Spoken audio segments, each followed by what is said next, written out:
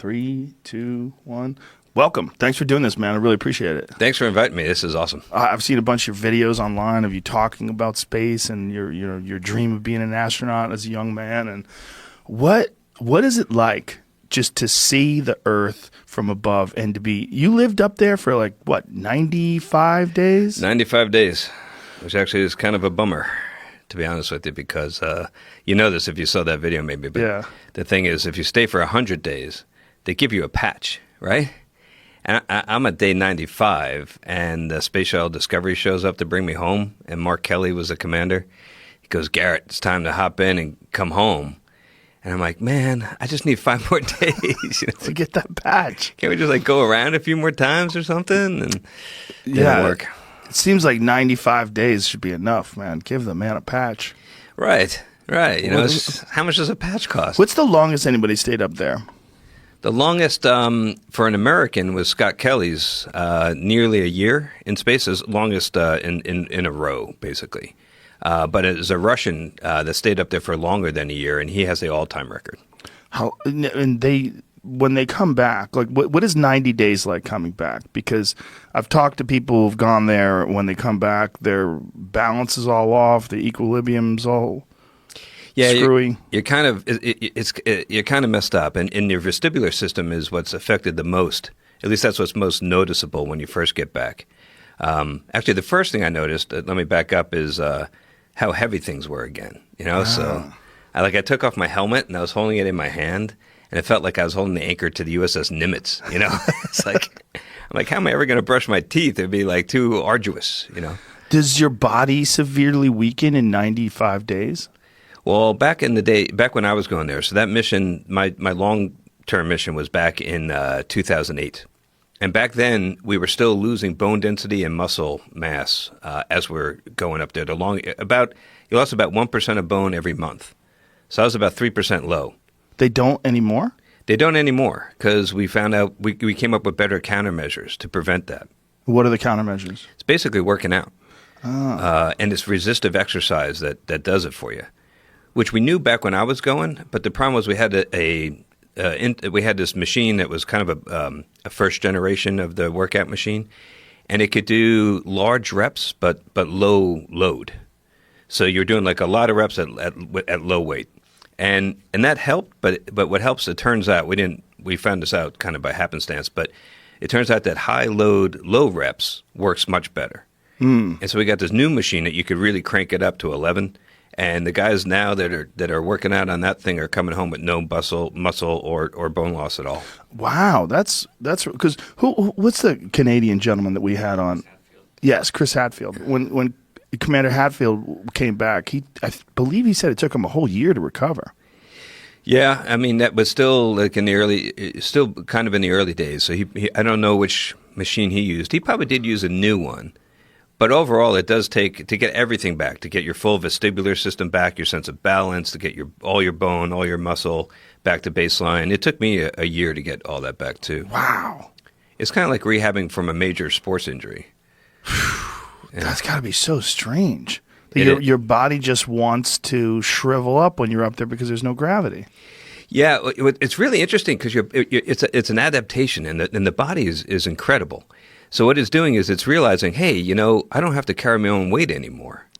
So why do I need this big, bulky skeleton, right? Wow. It's like you're becoming kind of like a fish where you're shedding all the bone density because you don't have to. Your body realizes I don't need it. It's like a fish in water. You know how fish have very slender bones. That's an interesting way to look at it, like a fish. Yeah. Wow. And we fight it by working out. And how often do you have to work out? Every day? Every day. Every day. How often? Like how much time? They schedule 2 hours. Now you're not on the machine for 2 hours, so it's also prepping. You know, getting changed and cleaning up afterwards. But so you're working out a good hour every day. What is it like to sweat in space? It's weird because what happens is if you don't notice, like in the beginning you don't even realize it, but it's all building up. And even without, like, if you have no hair to soak it up, it just builds up like this thin film of water on your head, like a coating of water. And you don't even notice it because it doesn't run down. And then somebody calls your name and you're like, yeah, and then Oh, that's crazy. I never even thought of that. So it just kind of floats off your body. Yeah, it's like a dog shaking itself, and it just goes everywhere. And so if you have it on your arm, you can kind of just go whoosh, and the sweat will go flying. Your crewmates won't be too happy with you if you do this a lot, but yeah. Wow. Oh, is there video of people doing that in space? There's got to be. There should be. We've shot right? so much video. Somebody's got to have done that, but... So are you basically doing like compound movements like deadlifts and squats and things along those lines? Yeah, functional fitness kind of stuff and you're focusing on certain areas. So the bone loss comes mostly from your legs because you're not loading. So basically our bones need a stimulus to regenerate, and it happens to us every day. So as you walk, as you go upstairs, that load that the bones feel, the compressive load, is telling the bone, hey, make some more. Now you take that away, and the bone stops making more, and that's the problem. People say, like, can't you just take like calcium pills? But it's not a mineral deficiency. It's just a load. It's no load. That's interesting. The body adapts so quickly. Yeah. That 90 days has and if you didn't do anything for 90 days at all, you'd be in real trouble, right? Yeah, that's what's really kind of freaky is thinking about like, well, what if we don't fight this? Because all these adaptations you go through are not a problem when you're in space. It's only a problem if you want to come home. Right. Right? Losing that bone, even like not using your vestibular organs anymore, your semicircular canals, your otolith organs, you're not making use of those for your balance. You're just going purely on the visual. What that does initially is it make you kind of sick. You get it's like being airsick or seasick. But once your body adapts, you're fine. So the question is like, what would we become if we didn't fight it? What if we just went with it and stayed up there? Be like a water balloon. What would you become, right? You become, actually, the place I think in science fiction that gets it the most correct is if you watch The Expanse. You ever watch that show? No, I heard it's a really good show. I never got into it, though. It's good, and they get it right because they show people like these belters that live in partial gravity like their whole lives, and they have much more slender bones. Oh. And like they catch this like terrorist guy, and they want to torture him, and all they do is they make him stand up in gravity on Earth, and it's incredibly painful for him. And I'm like, wow, yeah, that would probably be what would happen. And it must take a long ass time to get everything back. If you went from Earth gravity to the space station and you lived up there for a year and didn't do anything about it and then came back to Earth, I mean, you'd basically be like, it would be hard to crawl, right? Yeah. If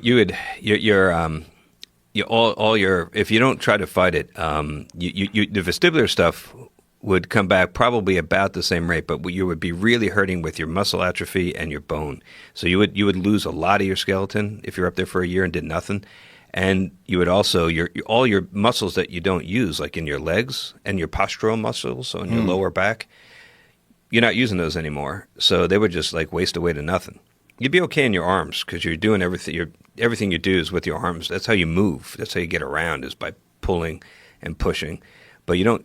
There's no walk-in. There's no stairs. There's nothing. Does it affect the way you think at all? Some people describe a kind of an issue with short-term memory. They call it like space brain. And boy, is that a small group of people that would understand what you're talking about there. Yeah. Oh, I got space brain, bro. I got that too. Oh yeah. So it's something that I never really noticed it, but I don't know how much of that is real and how much is like you're freaking out because you're in space, right? So it's distracting and maybe you forget like what that number was you're supposed to remember. But like if you're really in the middle of something and you're all excited and you kind of can't remember somebody's phone number, it's kind of like that. Oh, okay. So it's just I would imagine that just being up there breathing that recirculated air has got to be odd, right? Yeah. And it might stink, but I don't know. Because the other thing that happens is you have this big fluid shift. So right now, we have a lot of blood pooling up in our legs. And our heart, its most important job, of course, is to feed the brain oxygenated blood. And then when you take the gravity vector out of the picture, the heart sends too much up to the brain, and the stuff doesn't collect in our legs anymore, and it all shoots up here, and you get the shift of all that blood volume to your upper body, and your head gets all puffed up. Whoa. Yeah, my first night in space, I went to sleep, which was kind of hard to do because you're in space. You don't want to go to sleep, right? Yeah. And on that first night, I woke up in the middle of the night, and I could have sworn I was standing on my head doing a headstand or a handstand. I'm like, why am I standing on my head in my sleep? This is strange, right? And then I looked out the window, I saw the Earth. I'm like, oh, that's right, I'm in space. So all the blood was just kind of pooling in your head. Yeah. As if you're like hanging by gravity boots or something. It feels exactly like that. Wow. And then after a day or two, you get used to it, and it doesn't bother you anymore, but you feel congested because you still have all this volume up here. So your sense of smell and your sense of taste are all deadened. Oh, wow. It's kind of like, so it's kind of like when you have a cold and your sense of smell and your sense of taste are like not as strong. So it's like that all the time. That's why we have every hot sauce known to humankind up on the space station. Oh, We really? got like sriracha, we got, Louisiana Cajun fire sauce and all, whatever. We got like a whole stockpile of it because you pour that on everything so you can get some taste. Because otherwise everything tastes really bland. Oh, wow. Now, what are you eating up there? Oh, it's terrible. Is it freeze-dried foods mostly? Or? Yeah. You don't go for the food, all right? This is not like a foodie holiday. It's like... so you got basically two choices. You have the American food, which is essentially MREs, like military freeze-dried, irradiated, infinite shelf life kind of stuff. And then the Russian food is also based on their military rations, but from submarines. And the Russian food actually tastes better, but the problem is one of presentation because it comes in cans. So you get these cans, and even though it tastes good, you open that can up and you look at it, and it's like, God, it looks like dog food. Just like congealed and... Yeah. But it tastes better. It tastes better. But it's just like so unappetizing when you open that can up and, it's just not.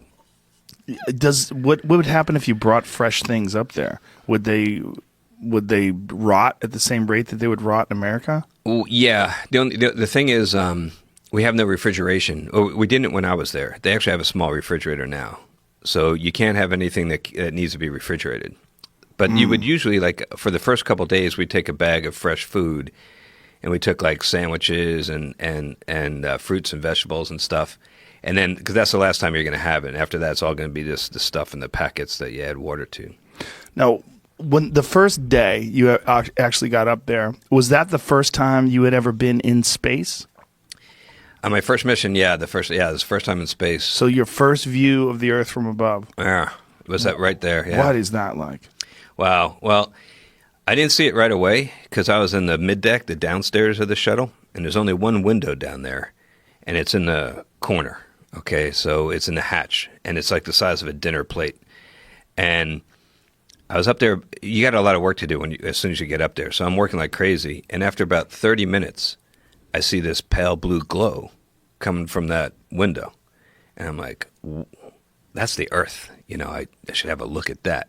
And I was super excited for this. So I wanted to be ready. So I paused. I closed my eyes. I meditated. Call it whatever you want. I just got ready. And when I felt like I was ready, I floated up to that window, and I opened up my eyes, and I gazed out for the very first time at the Earth from space. And what that felt like is really, really hard to describe in words. But if I had to pick one word to describe what I was feeling at that moment, it would be meh. Really? Yeah, man. Just meh? Just meh. I mean, it was all right. It was pretty. It had a lot of like those earth colors, like blues and greens. Right.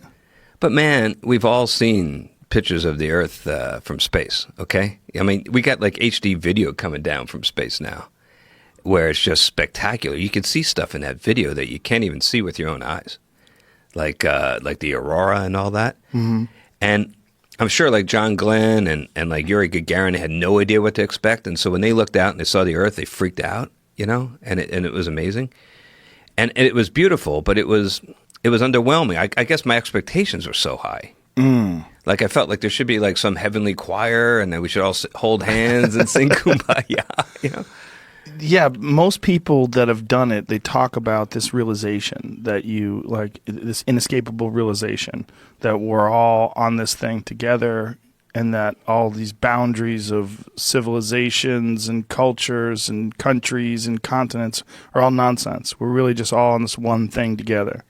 Yeah, they call that the overview effect. And a lot of guys come back and talk about that, and they really feel it. And they talk about a world without borders, and it's a beautiful sentiment. And I don't want to knock that in any way, but because yeah, I mean, it's like really. A world without borders. What do you expect to see? You expect to look down and see like dotted lines between all the countries? I guess it's inescapable when you look down and you see the planet and you realize that we're all in the same boat, But that didn't strike me as a sudden realization, because I think it's because I knew that before I went. You shouldn't have to go and strap into a rocket and blast off and look at the Earth and know that basically we're all human beings, I think. I mean, I think the things that unite us are so much stronger and more important than the crazy little things that divide us, like race or sex or nationality or politics or whatever. And at the end of the day, we have this one home, and we're all stuck here in together.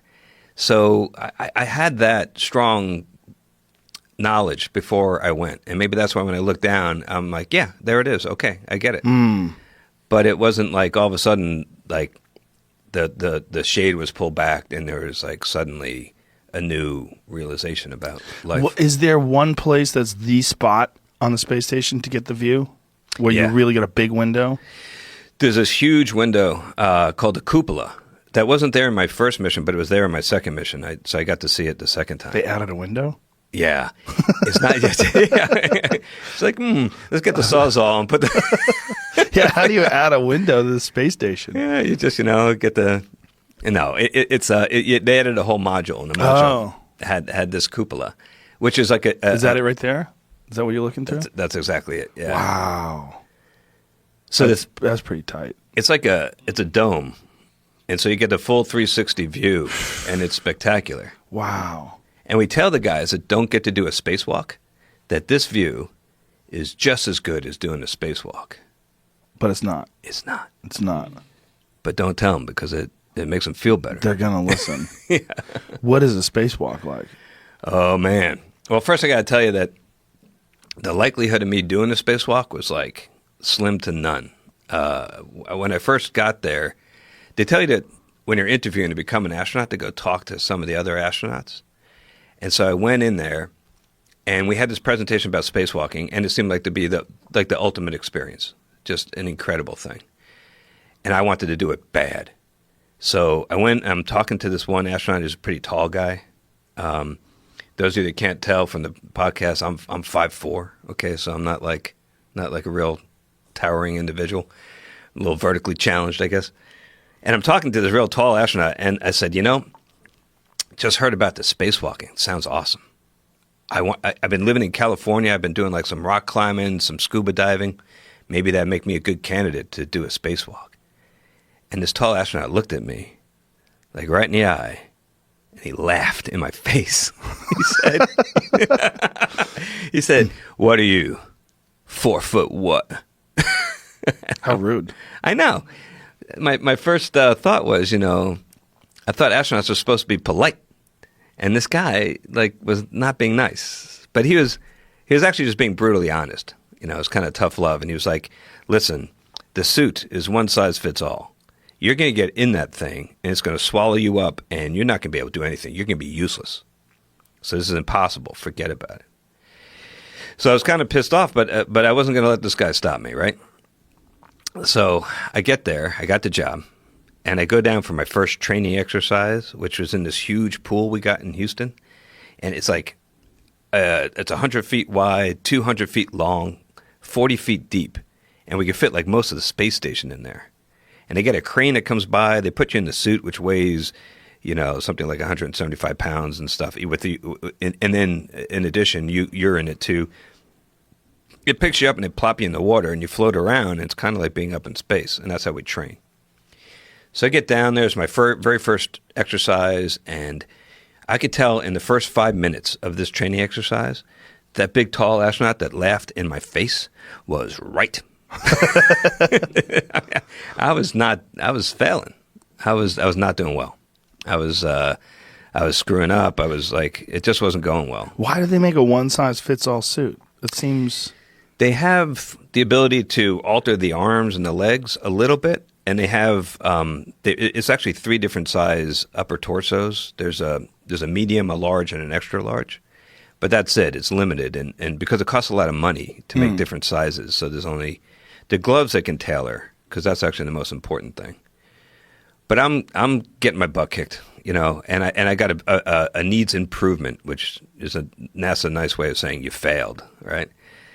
But I wasn't ready to give up. I went and I knew I was going to need help, so I talked to the people that make the suit, and they did some of those things. So they shortened up the arms, they fixed it up a little bit for me, and then I talked to the trainers, and we said, okay, yeah, we got to think outside the box here. If we give you the standard procedure, you're going to be at a disadvantage, but maybe we change your body positions instead of going straight onto the worksite. Maybe we come at the worksite from the side so you get more reach that way, and we started working at it, and we got better and better.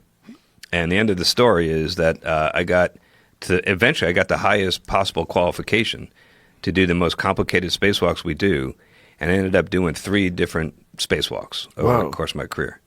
And that big tall guy that laughed in my face, he didn't get to do any. That's what you get for talking shit, sir. Look at you out there. Yeah, that's me. Now, what is that feeling like? Because it's got to feel insane when you're strapped to a space station that's floating around and you're just hanging by a cord. Yeah. Well, you're holding on tight. And you do have that safety tether that you see there. And you know, they can prepare you for everything except for the visual. So when you are in the pool, you're staring at the pool wall. When you get up there and you see the whole Earth below you, some people go out there and get like a sense of fear of falling. But of course, if you let go, you're not going anywhere. Right. The space station's moving 17,500 miles an hour, but so are you. So it's kind of like doing a wing walking on an airplane, but with no air to blow you off the wing. So when you look at the space station, it's rock solid. But you look down, and some people get the fear of falling, and then they hold on real tight, which is a terrible, terrible mistake. Because we call it spacewalking, but you're not walking. You're doing everything with your arms. So you can wear your arms out? Exactly. Oh. So now if you're climbing and you get like kind of totally thrashed in your forearms, and now you get that claw hand and it's useless. Yeah. You can do that, and you got like 7.5 hours to go. And that's bad. So you're out there for 7.5 hours? Yeah. What if you have to pee? Diaper. Yeah. Poop as well? Try to avoid that. You do your best? As a scientist, I had to experiment, right? Of course. So during a training exercise, I waited till like the very end, just in case, you know, and I let one go right before they pulled me out of the pool one day. And I resolved never, ever to do that again. Was that number 1 or number 2 you Number let go? 2. Oh, boy. Number 1 is no big deal. Yeah, I save that project. I could have told you what was going to happen. That's disgusting. And you're doing it in the pool, too. You're not doing it in actual space. Yeah. To be one of the rare people that it's actually pooped in space would be very interesting. That's you know, we keep all these records. I don't know who's got that record. It's not me. Diaper. Ugh, Yeah. Boy. So you just have to let it go when you're up there. Yeah. And so what are you doing when you're out there? So if you're doing 7.5 hours worth of work, you're basically doing maintenance. So it's kind of like being a mechanic or a technician. The way I describe it, but the suit is like so hard, it restricts everything you do because it's blown up to about 4 pounds per square inch. And so even just closing your fists takes work because the suit's like a balloon. It wants to stay like this. And so just closing your fingers takes effort. And over 7.5 hours, that gets really fatiguing. You're moving your arms, everything is, and the suit can only move, like you can't do this, right? You can do this maybe. So your ability to raise up your shoulders is really limited. So you're trying to do all this work, but you're working inside this suit. And I describe it as like it's like trying to change the oil in your car while wearing a medieval suit of armor. It's hard.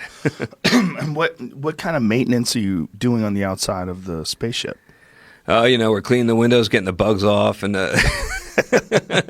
Like, No, we're that's another. On this particular spacewalk, we were assembling a robot that we took up there. But we did other things, like we put a new antenna on top of the space station. We swapped out a bunch of batteries that were getting old.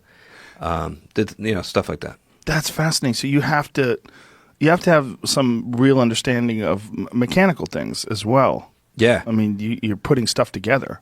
Yeah, exactly. I mean, it really helps to have some kind of mechanical aptitude. I mean, a lot of us like working on our cars or building things in our garage, hobbyist kind of stuff.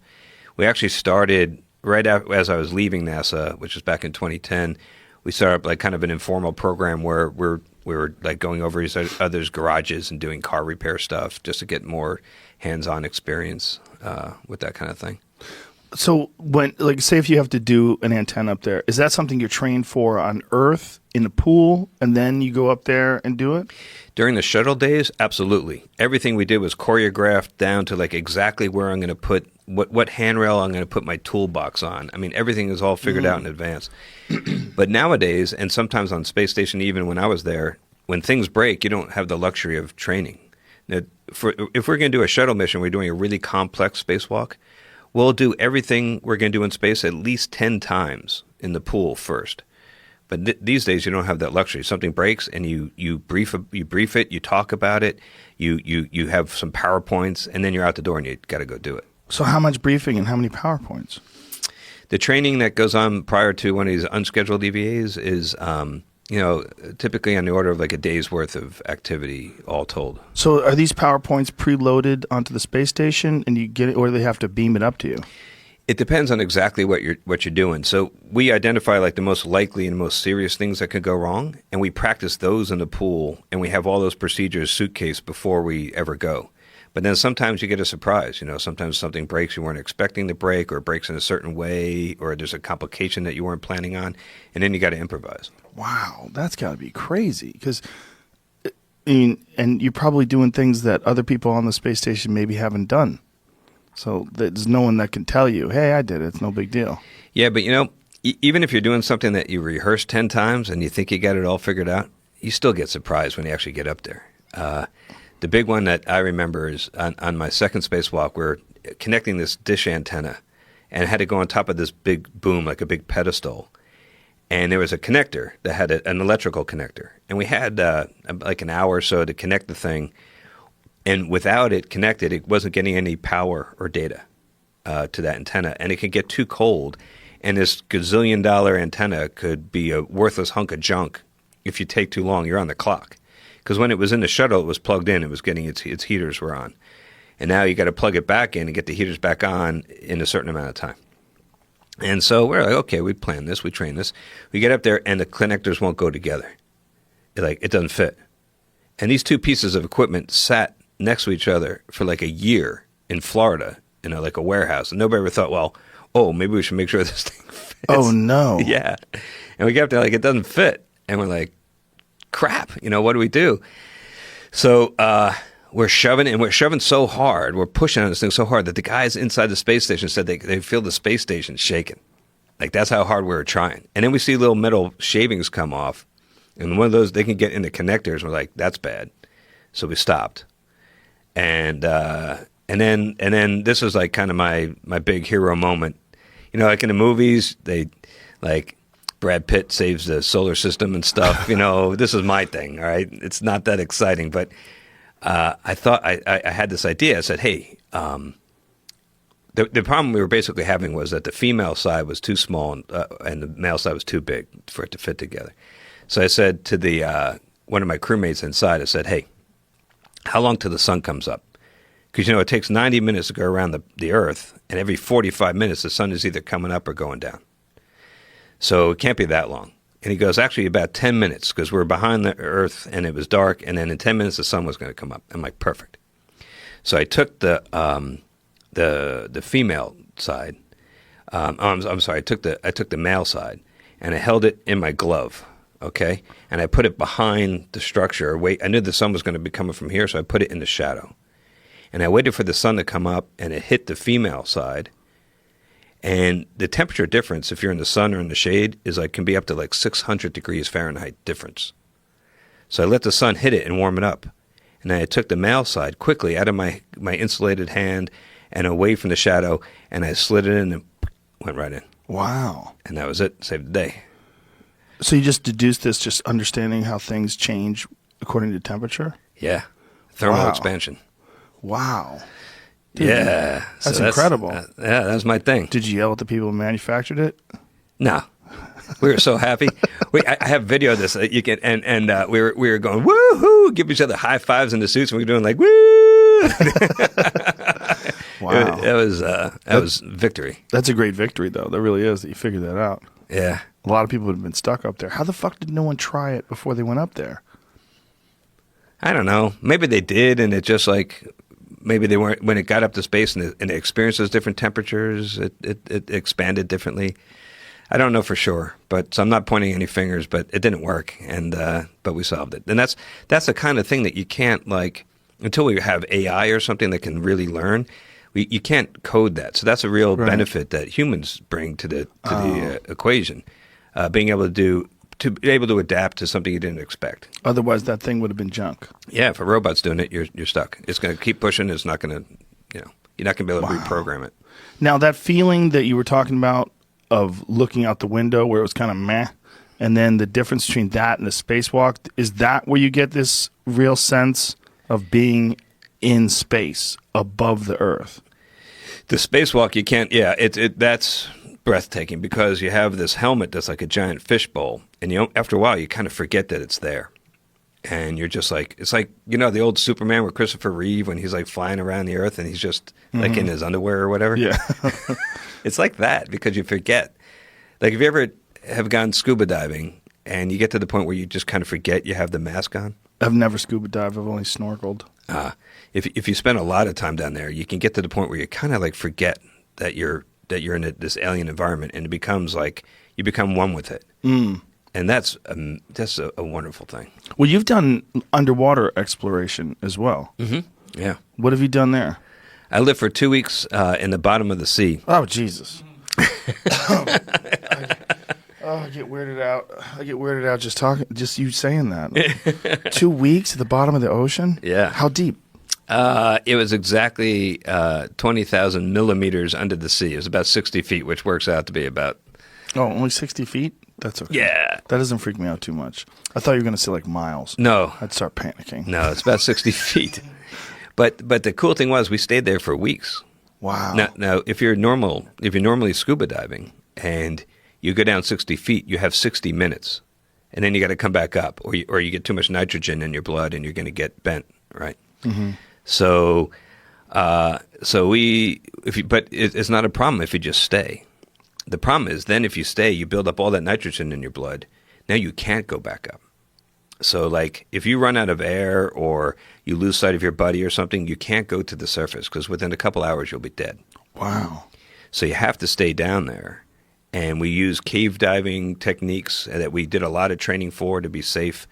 And we had redundant tanks, redundant manifolds, redundant regulators, and we had valves that we can flip around so we can always make sure we can get air without ever having to, in an emergency, ever having to come up, because coming up is not an option. So how do you eventually get out? It's a freaky thing. It takes about a day. And what you do is so we're living in this habitat, and it was kind of like a submarine on the bottom of the ocean, but it didn't have a motor, so it was just like stuck on the floor, like a big cylinder. And it had a hole cut in the side here. And the only thing that was keeping the ocean out was the air pressure inside. Whoa. Kind of like taking a cup and flipping it over, putting it in the bathtub and trapping the air. Oh, God. And you just scuba dive on down, and then you swim into that thing. And then once you pop up in that hole, it's like you're in a swimming pool inside the habitat. And then you just step out into the habitat. Whoa. Have you ever seen the movie The Abyss? Yes. It's like that. It's like that. Oh. Yeah. How accurate is that movie? I think what's the Navy SEAL in there? He gets like Yeah, it's crazy from the gets bends. like what do they call it? Deep dementia or something? Yeah. Is that fake? Yeah, that's fake. Goddamn Hollywood. So this process of getting back to surface level, how long? You said it takes a day. What do you have to do? So what you do is you close up that hole and you convert the habitat into a pressure chamber. And what you do is you very, very slowly bring the pressure back to sea level. So you decrease the pressure, and you slowly, as if you're slowly going up in the water column. And then as you do it gradually, the nitrogen slowly comes out of your blood, and you can feel it. It kind of tingles. Oh, wow. Over the course of a day. You try to lie still in your bunk and just like read a book or something, but you feel like this tingling. And then after about a day of that, they get you all the way back to sea level slowly so that the nitrogen, you know what it is? It's like if you take a can of soda and you shake it up, if you open the top quickly, right? But if you open the top really slowly and you let it slowly come out, you don't get all the bubbles. Right. It's that same effect. That's a great analogy. Yeah. What's freakier, being at the bottom of the ocean or being up in space? Up in space is more surreal. Yeah, because the floating, the Earth out the window, the views are better. But being down there was pretty wild too. I remember once we were doing this experiment where I had my crewmate and I had an ultrasound, and we're doing this telemedicine experiment. So there were these docs in Houston looking at the screen, but there's a delay. And I'm supposed to find her kidney, and I'm like searching around for a kidney. And then I look up and I look out the window and I see a 6-foot hammerhead shark right out the window. And we have a guy in the water. And I dropped a giant F-bomb. I was like, fuck! You know, and all the docs in Houston are freaking out. They're thinking like in a moment they're going to see her liver explode on the screen or something. And they're like, what's that? How's the patient? I'm like, patient's fine. Got a 6-foot hammerhead out the window. Yeah, that's got to be really weird, right? You're in that thing in their world for how long? 2 weeks? Yeah. So is that the weirdest animal that you saw? Is the hammerhead? The scariest thing I saw was one night I was taking a dump. This is a true story. The way you do this, okay, number one, you just pee in the pool, okay? But if you have to go number two, you go into the pool because you don't want a floater in your pool, right? That's of course like Caddyshack. You don't want that, right? So what you do is you don't take a tank. You just take your mask and your fins. You go down naked. You can. We had a mixed gender crew, so I wore some trunks, but you know. And then you just go down, and you have to swim. I don't know. It's like maybe 10, 15 feet. It's not that far. And there's what we call the gazebo, which is just a little dome that has air inside. Now you're out in the middle of the Atlantic Ocean, like with no tank, and you're 60 feet down. It's night. You can't see a thing. You're alone in the ocean, but you can see this little gazebo. You swim to that. You pop in, and then you got air. Just some valves. You let in some fresh air, and then you hold on, and you take off your trunks, and you just let it rip. But the problem is the fish get accustomed to this. Oh, Jesus. Yeah. So they go there knowing that you're going to poop. As soon as you drop in the water at night, it's like the dinner bell going off. And there's like school. Yeah, because this is feeding time. Whoa. And so you feel them like pecking at the back door? The worst are the angelfish because that shape, they can get like right up in there. Oh, it's like not cool. Boy. So you take your fin off and you're like whacking them. Oh, Jesus Christ. So that's all bad enough, but as you're doing that, and you're in the pitch black Atlantic Ocean, 60 feet down, no scuba tank. At night, with the sound of the ocean like lapping against the dome, and you're looking down, and this endless black, just a black void, and you're thinking about every single scary ocean movie like Jaws, The Meg, whatever, The Abyss, all those scary movies, right? And you think about all this things that could be down there. You can't help but going through your head, so it's kind of freaky. And then you finish, and you put your mask back on, and I took a big breath, and I went down, and I opened my eyes in my mask in the darkness with my flashlight, and I saw, like right in front of me, this huge eyeball, like about the size, I don't know, of a saucer, like this big, staring, unblinking right at me, and I freaked out. I just tore off for the pool, for the moon pool and the habitat. I jumped in there. I surfaced. I'm screaming, and my crew come running, thinking I've been bit by a shark or something. And I'm like, giant fish. And What was it? It was a Goliath grouper. Oh, I've seen those things before. They're enormous. Size of a cow. It's like hundreds and hundreds of pounds, right? Yeah. Oh my God. Yeah. Scared the living hell out of me. Yeah, those things could literally eat a person. Yeah. It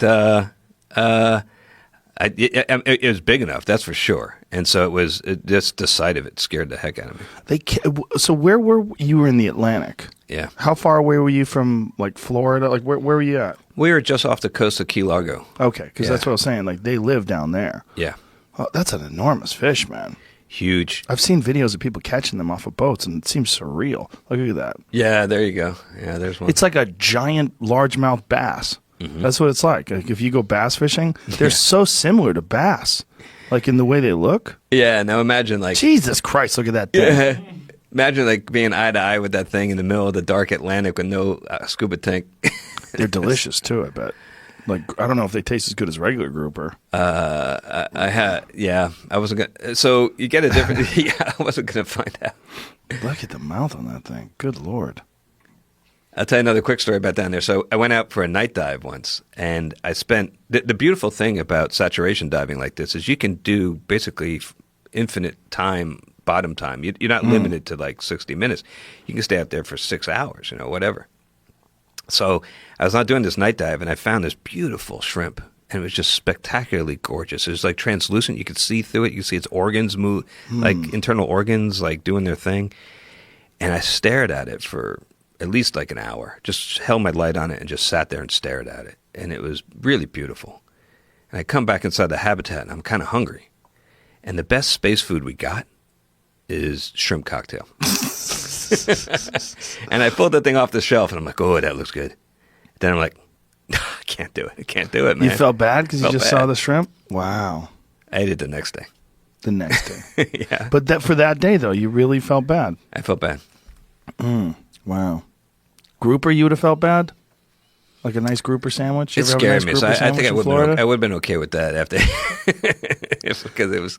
Yeah, I wonder if they've ever eaten people. Because it seems like they could. I mean, they swallow giant fish. It seems like if you're not a large person, they might be able to just suck you right in there. See, now, if this happens to me again, I'm going to be even more freaked out. I feel like I've read that grouper have bitten people before.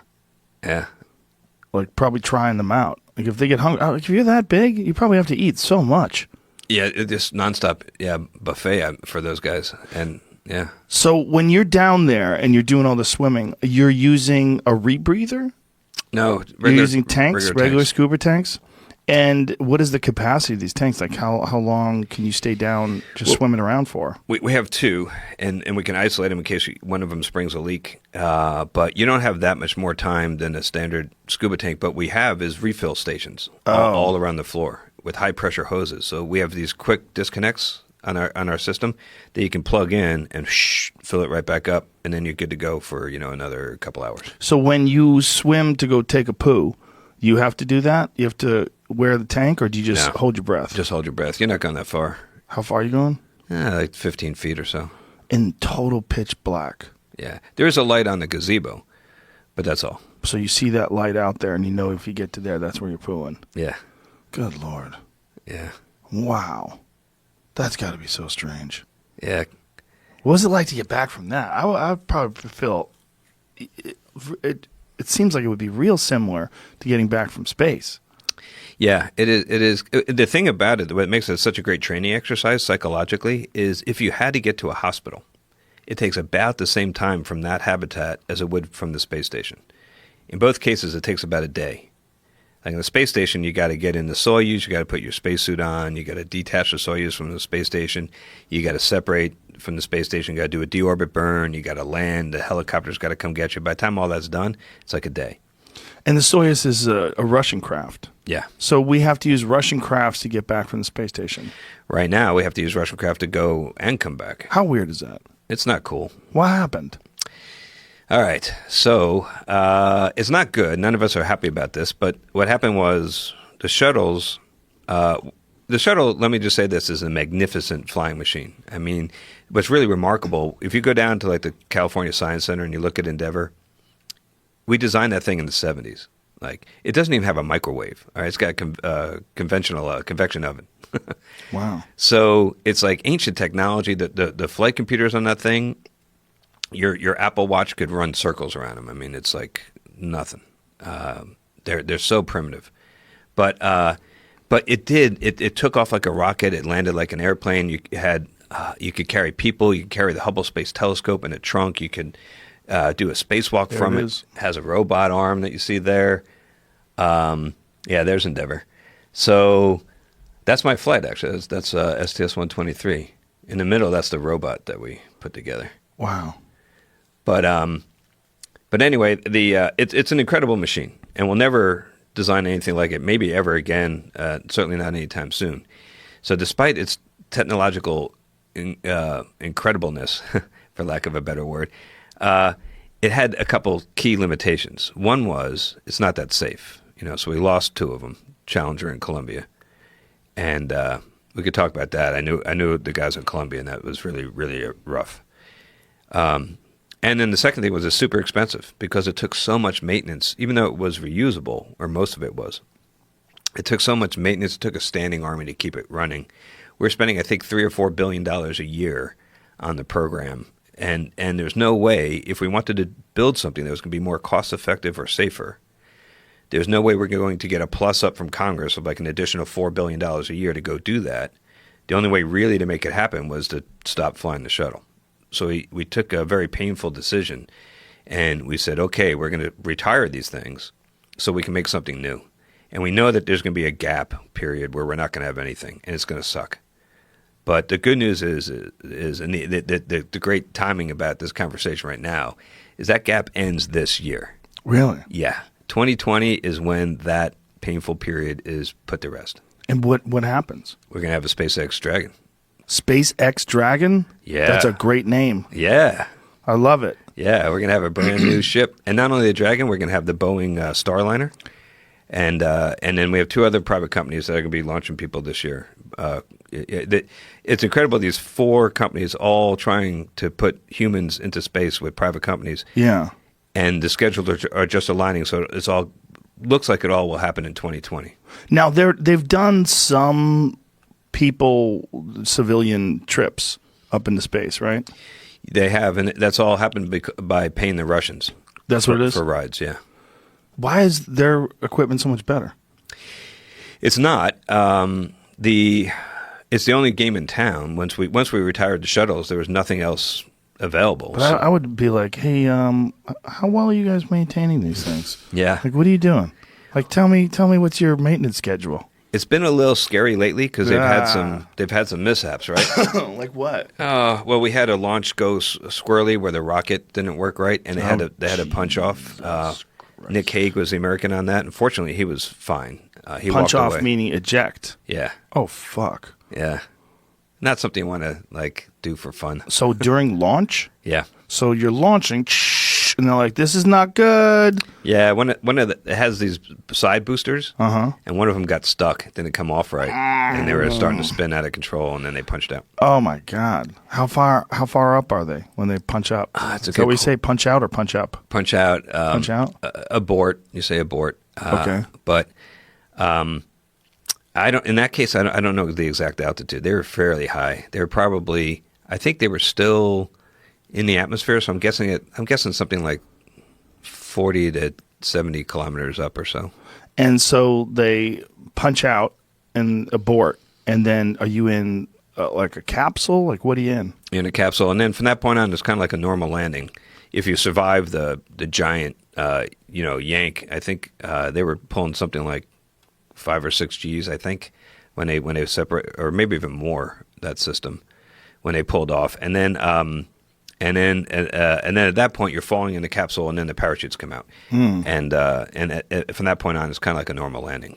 Oh, the G's got to be crazy, right? I've did a flight with the Blue Angels once. Oh yeah, and I think we went 7.5 G's or something like that. It wasn't that bad, but it's so weird. Yeah. When you see the consciousness closing in like an elevator door, you see the blackness on the sides. You get the soda straw thing going. Ooh, yeah, it's very weird.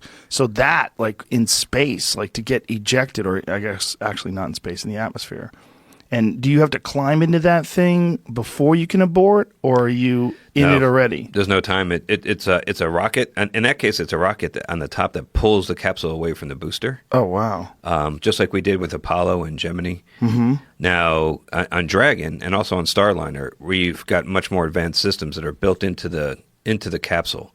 And so they push. Instead of having a tower up on top that pulls you away, they have engines down here that push and fly away. And the nice thing about that is the tower, you actually, if you don't need it, you have to throw it away. You have to jettison it.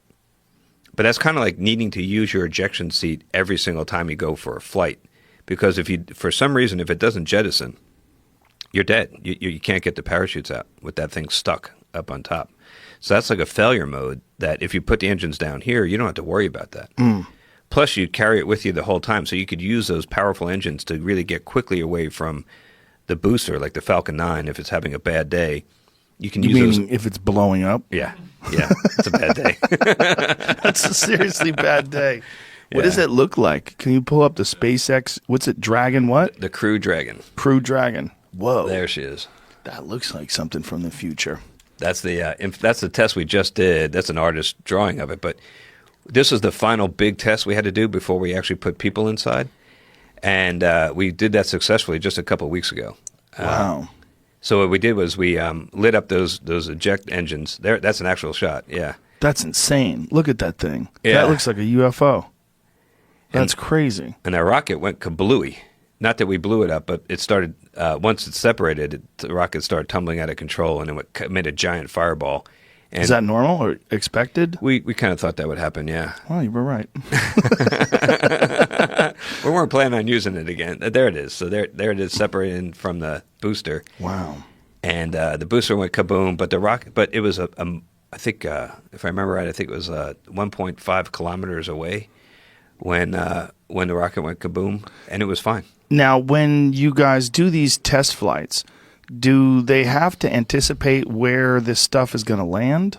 Like where you have all this giant metal with fire, and you shoot. So, like, as you're launching, you have to take into consideration what the trajectory is. Wow, that's the explosion. Yeah. SpaceX complete successful abort test launch of Dragon crew capsule. Wow. Yeah. So you have to think about so they have to calculate what speed, how fast the Earth is spinning, where it's going to drop. Well, that's why, and theoretically, you got to be ready for this any given flight. Mm-hmm. Now, this one we knew it was going to happen, but it could happen anytime. So that's why we always launch out over the ocean. Oh, okay. And that's why Cape Canaveral is where Cape Canaveral is, because if you look at a map of Florida, the Cape is where Florida juts out, has a little prominence that juts out to the east into the Atlantic. And that way you can go due east, which is generally what you want to do when you launch, or you can even turn a little bit north or south, and you're not going to fly over anybody's house or Disneyland or anything. And if something goes wrong, in the old days, like on the shuttle, we actually had explosives on the tank. And there were these dudes, these range safety control officers that would sit with the big red button. Oh, Jesus. And if they see you going out of control and you're heading back towards land, yeah. Boom. Yeah. Oh, my God. What a responsibility they have. We used to go by before launch and meet those guys, look them in the eye, and they must look like psychos. show them pictures of our family. It's like, don't get itchy, bro. Don't get itchy to hit that trigger. So give it a potato. It seems like a crazy way to handle it, that the junk has to fall into the ocean. Yeah. Well, now the Russians and the Chinese don't necessarily honor that. The Chinese have dropped nasty burning boosters on, it's sparsely populated, but they still have dropped these things on like villages and stuff. Oh, boy. They're a little less really concerned about this kind of thing. Fucking China. God damn it. But in the U.S., we launch, and the reason that you usually want to launch to the east is you want to take advantage of the Earth's rotation to give you like a slingshot effect. Because if you go to the east, the Earth is rotating this way. It kind of slingshots you into orbit. Oh, wow. Going with the rotation. And that's why you also want to be as close to the equator as you can, because if you're at the North Pole and you launch east, it's not going to help you, right? But the lower you are towards the equator, the more of a slingshot you get. Now, did they have to figure out over time where those things were dropping? Did they ever make some mistakes? I don't think is that we've had rockets blow up on the pad and do a bunch of damage, but once they're up and out, I don't think we ever in the U.S. anyway had that problem because we always had the ability to blow it up if there are red lines, and if it passes a red line, you push the button. Now it's all done autonomously, so you have GPS monitors on board that self-destruct if it sees that it's going past the line. There's nobody with the button anymore. It's all automatic. Oh, wow. And these boosters that fall into the ocean, do they have them documented, like where they're landing, so they know where these things are scattered out throughout the ocean? They know approximately. And one cool thing was probably the most famous booster that landed in the bottom of the ocean was Apollo 11, the Saturn V. And it was just sitting there, as a fish habitat. Oh, wow. And Jeff Bezos, with his own, out of his own pocket, mounted an expedition and went and got him. Got those engines. That's when you know you're a baller. Yeah. He just throws some money at pulling the rocket boosters from Apollo 11 out of the ocean. Holy shit. It's like, yeah. That's crazy. What am I going to do this weekend? Maybe I'll watch a movie, or now I'm going to go get those engines. Look at that. Wow. Yeah. There you go. Powerful Jeff Bezos. And the hard part was finding the right ones. And they got down there, they saw the serial number, they're like, yeah. Look at the image. Finding the right ones, because there's a bunch down there? Yeah, there was a bunch of Saturn Vs. Wow. Yeah. And they found the right ones. Look at that. That's nuts. And perfectly preserved. Yeah. And then when did he do this? What year was this? That's 2019. the engine that pushed Buzz and Neil and Mike to the moon. Wow. That's madness. Yeah. What a crazy image. This is the boosters landing in China. Oh, yeah. That's them hitting the ground? Yeah, oh, rewind that again, but please. it's very quick. I started right where the explosion was. There's other one that shows it falling from the sky. Ignited on impact with the ground. So these people are just chilling, and a giant chunk of metal falls from the sky. Oh, my God. That's crazy. Not only that, but that's hypergolic fuel. So that's like, you don't want to be breathing that stuff. That's pretty toxic. Look at it. Just landed on people. They're like, whoops, sorry. That's a BRC, big red cloud. You don't want to, or BFRC. You don't want you don't want to be near that. What is in that cloud? It's hydrazine, so it's NTO, MMH, monomethylhydrazine, and nitrogen tetroxide. It's stuff that you don't want to drink. Look at that falling from the sky. Oh, my God. That's crazy. Yeah. It fell in a small village. China doesn't give a fuck. They just let it go. It is. I mean, that those villagers are getting pretty unlucky because it is pretty sparsely populated, so you're just playing the odds. But we wouldn't do that. Well, that has to be terrible for their breathing and their health. Yeah. That stuff is going to linger, right? Yeah. I guess. Probably get into their drinking water. Uh-huh. I mean, the quantities of that are probably not going to be like catastrophic. The bigger risk is getting blown up by it, but it's still not good. So why doesn't China adhere to the same sort of rule? Well, they do what they got to do. Yeah. Yeah.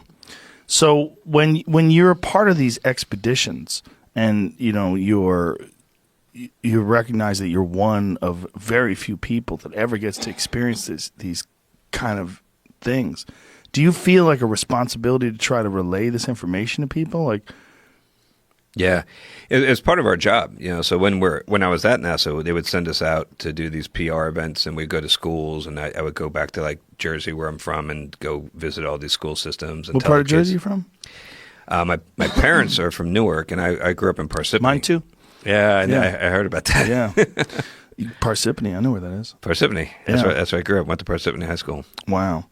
And so you go back and try to inspire kids to pursue this same kind of thing. And I still do it. So I was just in Israel last week. I just got back 2 nights ago, actually. So every year on the anniversary of the Columbia tragedy, they have a Space Week in Israel where they have a whole bunch of STEM education events.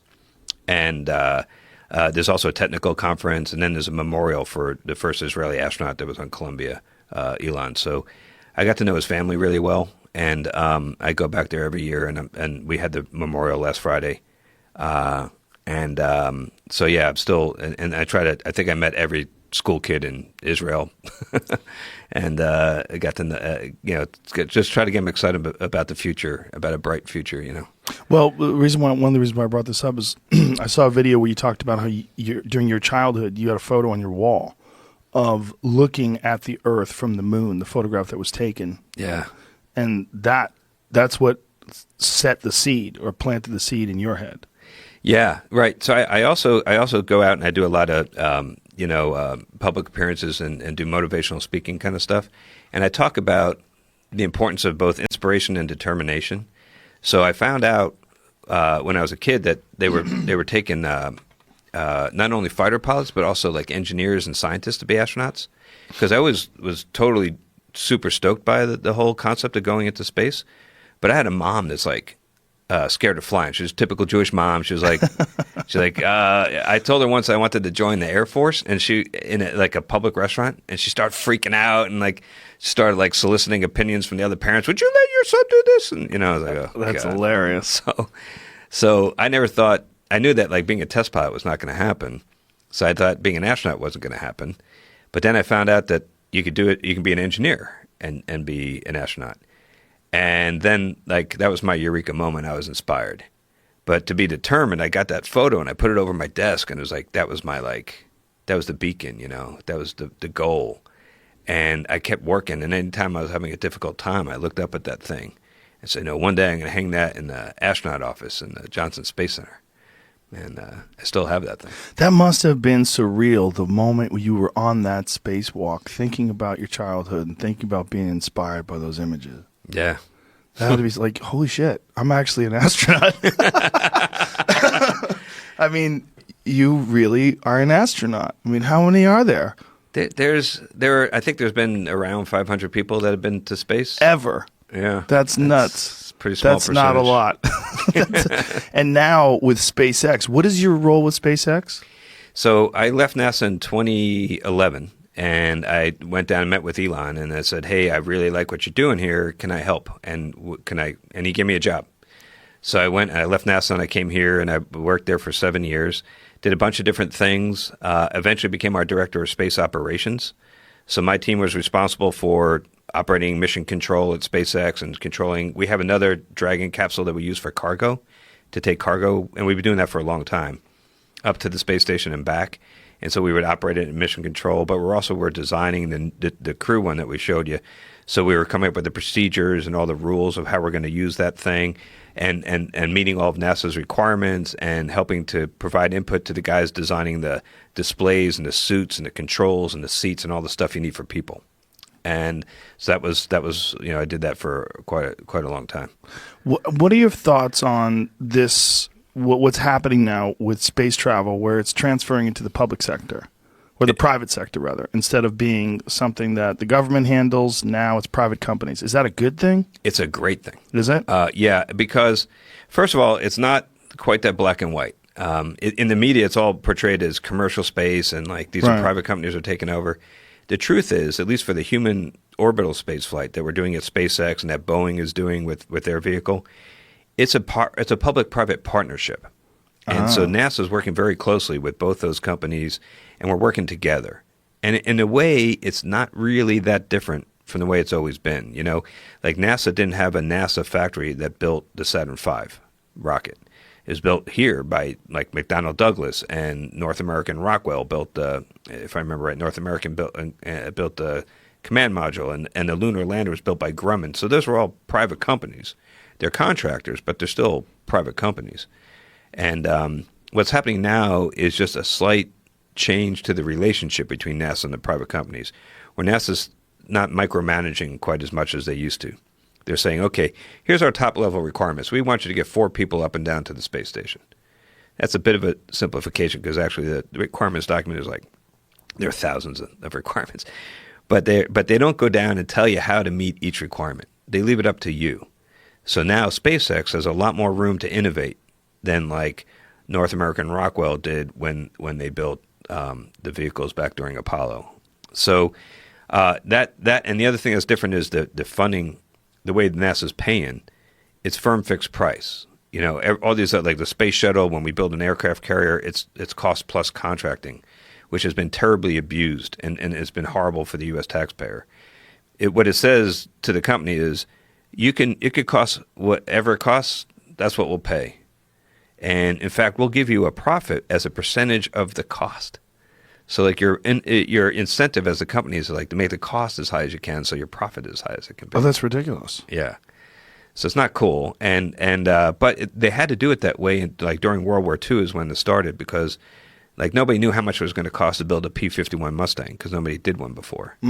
So they came up with this mechanism, but now it's kind of been abused. Now we're using it to do things that we've done before. And then the third thing is that the companies own the intellectual property. So what that means is, like Rockwell that built the space shuttle couldn't like build a new space shuttle, like build like Space Shuttle Enterprise or something, and then go sell tickets on it.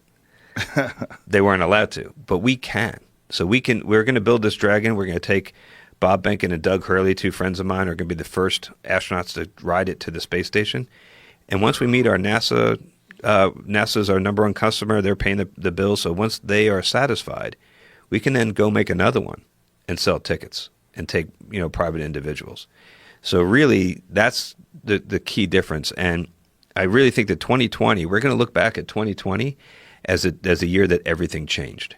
Really? Yeah, because all those dreams of science fiction, like being able to take your vacations around the rings of Saturn and like all the like private space stations, all that kind of stuff that we grew up hoping would happen when we were older, I think it's really finally starting.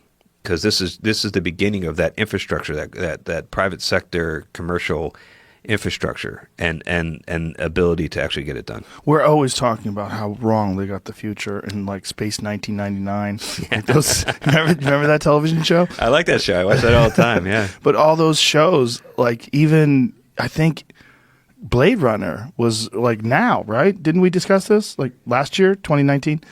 Like we got everything wrong. In terms of what the timeline was. The timeline is totally wrong, but I think that the overall direction is right in a lot of this stuff, and we'll get there. I really do believe that if we don't end up killing each other or have some horrible catastrophe like an asteroid hit us, we're going to end up living in space and have that kind of Star Trek future. I mean, I really think that's our destiny, as long as we don't screw it up. Man, how far out are we looking at Star Trek? Star Trek might take a while. Do we got like warp drive and all that kind of? Couple hundred years. And we got to find those dilithium crystals. Captain, she's breaking up. Yeah, like how far do you think we are? Like if you had a wide timeline of like literally being able to go to another planet. Well, going to Mars is something we could do. No, in a decade if we really, really, really wanted to. Elon keeps saying that. I think he's right. I mean, it's not a question of technology. The big missing piece, I think, in understanding about what that would be like is the effect of radiation on the human body. There's engineering solutions we could come up with for that. This is for the prolonged journey, the 6-month journey. Once you start talking about so right now, like on the space station, I took a bigger radiation hit than I would have if I stayed at home. But how much of a hit? The amount of dose I took was not that much. It's like a tenth of a sievert or something. I mean, it's like it was pretty. What's a sievert? A sievert. If you take one sievert, then you're increasing your chance of getting cancer, depending on your age and gender, about a couple additional percent. Can you mitigate that with supplements? Like, is there iodine that you take or something along those lines? There's some, maybe antioxidants. But I think that's not a panacea. That's not going to fix this problem. It could help, maybe. They say take iodine tablets, right? If you're exposed to radiation, isn't that like something that they recommend? Yeah, for like nuclear reactors or and all that. But I think that protects function of one of the organs. I can't remember, but it's not going to solve. That's not going to solve this problem. But you can shield yourself with anything that has hydrogen in it is a pretty good shield. So water is great. Like when I was on the space station, I put a big water jug around my head. Really? Yeah, I figured it couldn't hurt. And then like liquid hydrogen or even plastic that's derived from hydrogen is pretty good shielding.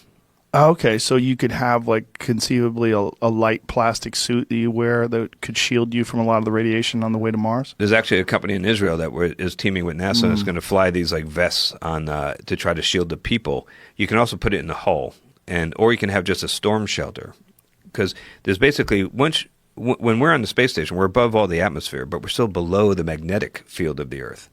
So we still enjoy a lot of protection from radiation. Once you go out of that and you go to the moon or to Mars, then you're basically hanging it out there. You're no longer protected by that, and so you're going to take either GCR, galactic cosmic radiation, which is just everywhere out there. That sounds terrible. It sounds bad, doesn't it? GCR, galactic cosmic radiation. That sounds really bad. Yeah. Those are those are ions up to iron, so heavy ions. That there aren't that many of them, but when they hit you, they can do a lot of damage. They have a lot of energy. They're accelerated to like near relativistic speed, so like near the speed of light. And then there's the solar. Then you got to worry about solar flares, SPE, solar proton events, and those don't come. Those are very like unpredictable. Well, they're a little bit predictable with sunspot activity, but they come every once in a while, and they're giant spikes. They last a couple hours to a couple days, and they could totally fry you. They're even worse. Fuck. Yeah. So conceivably, we could send people to Mars, and halfway there, they get cooked. Yeah. So you have a 6-month window where you have to just roll the dice? Well, so what you can do is you can have a storm shelter, right, where you put like a lot of this shielding. And then if you could detect the SPE, the GCR is there all the time, but the solar events, you can detect them coming, and you have enough warning time to get everybody into the storm shelter. How much time do you have? Usually when you first start seeing some of the proton radiation, then you have like an hour. So you got time. So you're sitting in that thing going 48 minutes from now, it's coming. Yeah, and you're just like hunkering down there, probably grabbing all the water bottles you can. Wow. Yeah. And depending upon how big the ejection is, you don't know how long it's going to last. Yeah. They can be of different magnitudes and different durations. And it could just kill you even if you have the shielding. I mean, if it's a really huge one, and we didn't really have any capability of defending from it when we did Apollo. And there was between 2 Apollo missions, there was one of these big ones. Oh, boy. And we just got lucky that it was in between. So that seems crazy. Like, what a nutty roll of the dice. yeah, but again, there's and we keep getting smarter about it. And I think, for like right now, we can send you to Mars and bring you back. And probabilistically speaking, you'd probably have like an additional 4 or 5% chance of developing cancer over your lifetime, which is not like a death sentence, It's a little uncomfortable. Yeah. Yeah. But we're getting better. And the thing about it, there's 2 things about it. One, we keep getting better technologies, better shielding.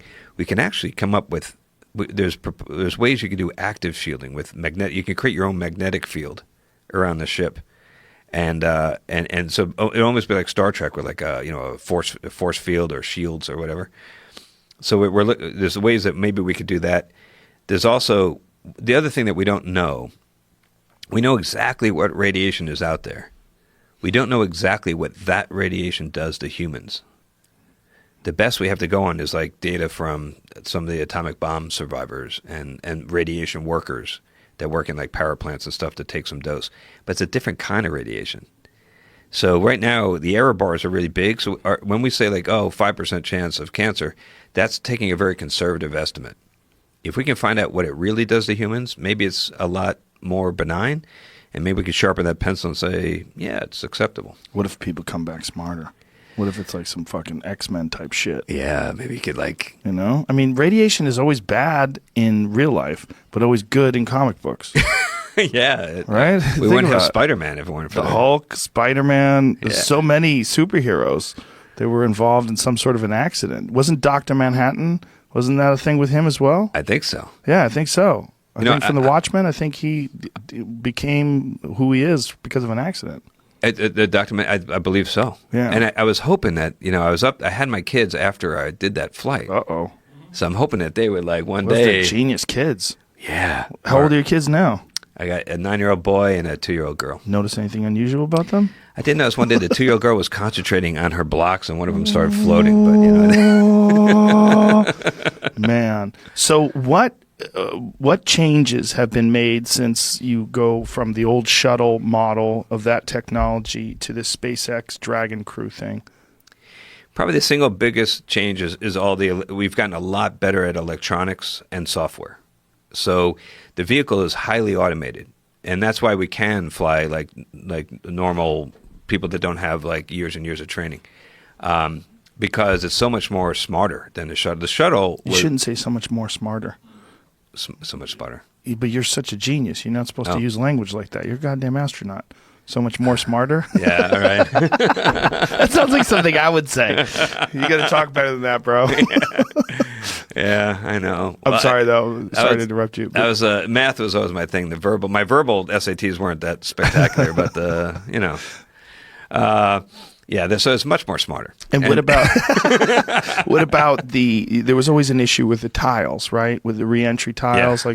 and then that's what did Challenger, which one was Columbia, it? Columbia. yeah. That's what did Columbia. And the new design, have they made advances in how that stuff is applied, or is it a different surface they use? Yeah, so that is something that's also not really a worry anymore. The reason that Columbia took that damage was it was foam, like the big orange tank that's behind the space shuttle. It sticks up above the space shuttle, and some foam fell off of it. And we always had some foam shedding off the thing. And in the beginning, we took that very, very seriously as a major problem. But the thing is this concept of I'm going to forget the name of it now. Well, let me just describe it. So you get away with something for so long that it's normalization of deviance. That's what it's called. So it's when you get away with something for so long that something that was a deviant thing or something that was bad is treated as a normal thing. And that's what happened to us.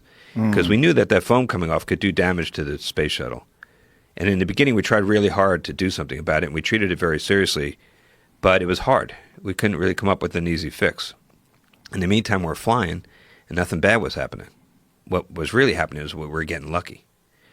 And then eventually, a big piece came off, hit Columbia right in the wing, and it shattered, it made a big hole in the side of the wing, but nobody knew for sure.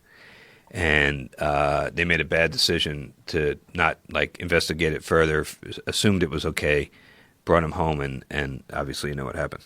So it could be possible to fix something like that if they had known? It could have been possible. We did a lot of things. Like when I flew, we had a lot of things in place to try to fix that. One, we got rid of a lot of the foam that was unnecessary. We tried to do things to stop the foam. We also had ways of detecting it so that we would know. We had sensors in the wings. We added a maneuver we do when we fly up to the space station. We did like a pitch over where we took photographs of the heat shield to see if anything got hit. So at least we would know, and then we could shelter in place on the space station. So there's a lot of things we could do with the shuttle, but the thing about with Dragon and Starliner and the new vehicles is they sit on top. So there's any foam that comes off the rocket is not going to hit you. So the problem solved. So that's one example of how we don't have to worry about that anymore. Now, is the surface different? Do they still have the same kind of tiles? The heat shield is. Can I see what it looks like again? The heat shield is the material on the side of the capsule, on the walls of the capsule, is made out of silica, so it's similar to the tiles, but the material that's in the heat shield itself is an ablative material. It means it kind of like as it heats up, it flakes off and it takes the heat away with it, and that's kind of more similar to like it was during Apollo. It's a much more advanced. Wow! Look at that thing. Yeah, isn't that cool? Can we see that? Can we go there? Will they give us a tour? I bet we can. I bet we might be able to pull that Dude, off. I want to see a spaceship. The guy you should have asked was my boss when he was here. Yeah, we were talking about other shit. I know. Well, I got. He's got the keys to the factory, but there she is on the launch pad. Wow. So that white stuff at the top on the capsule itself, that's kind of like the same material as the Tiles? as the tiles, but the heat shield on the bottom is called pica, phenolic impregnated carbon ablator. So it's a different, very high tech material that is really, really good at withstanding tremendous amounts of heat. That heat shield is way oversized. You could use that thing at least 10 times, and this really was originally designed for actually entries coming back from the moon when you're going much faster, and you build up a lot more heat when you hit the atmosphere than just coming back from the space station. So ultimately, that's the goal for these things: to take people to the moon, to take people to Mars, to take people. Well, and reusable, right? this is just a start. So reusability is key, and there's elements of this vehicle that are not reusable. That trunk you see, the cylinder below the capsule is not reusable. We throw that away. The second stage on the Falcon 9 we throw away, and Elon hates that. The Holy Grail is 100% reusable, but affordable reusability, where you don't have to spend like a gazillion dollars refurbishing it in between flights. And we're getting there. And the next vehicle is going to be the real. That's going to be the real. Hopefully, we will get that Holy Grail with this Starship that we're working on now. So there's a top secret one that you can't talk about. Is that what it is? You seem hesitant. Well, it's just we got a lot of development going on, and it's not top secret. I mean, Elon went down and did a press conference in front of it in Texas not too long ago, and showed what it looked like. Yeah, is this it right here? This is one of the tests. I think it's called Starhopper. So this was a beginning. This is a test bed to test the engine to make sure that we can. Oh, that's fake. Right? That's real. That's real? That is Come not, on. That is not CGI. Really? That's real. the thing? That's the thing. Whoa. Now the real thing is going to look just like that. This is really testing the engine and the sensors and the electronics. Look at what is the jet coming out of the bottom? The bottom is a Raptor engine. It's burning liquid methane and liquid oxygen, and then those puffs at the top are cold gas thrusters just to keep it pointing the right way. And so that's landing now. Yeah. My God, that's amazing. Isn't that awesome? That is amazing. Look how gently it lands. Yeah. Dude, that seems like science fiction. I know. That's what I'm telling you. Like this thing, and I know that the guys up in Blue Origin at Jeff Bezos' company has got all kinds of incredible stuff on their drawing board. 2020 is the start, but it's just the start. Show me that again. I need to see that again. I need to see that Find video better again. pictures of it. Oh, okay. There it is. Yeah, But I want to see that thing land again. That video of it landing is crazy. I think I got lucky. Did you? Hold on. It's so crazy though. The image, to see it gently come down and perfectly land. Like, look at that, man. That looks like some War of the Worlds type shit. Like that's in a Tom Cruise movie, right? Yeah. Like if they were flying over Earth and they were starting to land. My God, that's amazing. Yeah, I remember when Elon first talked about landing rockets on their tails, he was like, I think I remember him saying, yeah, we want to do it just like Buck Rogers. So, of course he said that. So I'm working with Ron Moore on this TV show I'm working on now. Wow, look at that thing. And yeah, it's pretty awesome, huh? For people who want to see this, Jamie, what is the name of the video? So people listening can go. 150-meter Starhopper test. 150-meter Starhopper test, more than 2,800,000 views. SpaceX page. 2,700,000 views. That's amazing, man. 2,898,000. Wow. It's on the SpaceX page. So you can go and check that out. So that's next stage. That's next stage after this one. So there's going to be a rocket, and then that thing is going to sit on top of it, or something like that thing. And then we're going to get both back. The rocket will land on its tail, and then this thing, after it goes off to the moon or even Mars, it'll come back and also land on its tail, and then we'll get both pieces. We'll get 100% back. Wow. And then we really got reusability gone. And hopefully we'll be able to use each one like 100 times at least. Now, is there any innovation or any breakthroughs in fuel, in the type of propulsion systems that you need? I mean, conceivably, is there ever going to be a time where we have like a Star Wars X fighter that can just go shoot off onto its own? There's potential for more advanced, more efficient thrust engines, and probably one of the most promising ones in the near term is actually a nuclear engine, a nuclear thermal rocket, where you, instead of using combustion to propel hot gases out the back of your nozzle, you actually use a nuclear reactor, and you take hydrogen, you flow it over that, you heat it up like super hot, and shoot it out the back without lighting it on fire.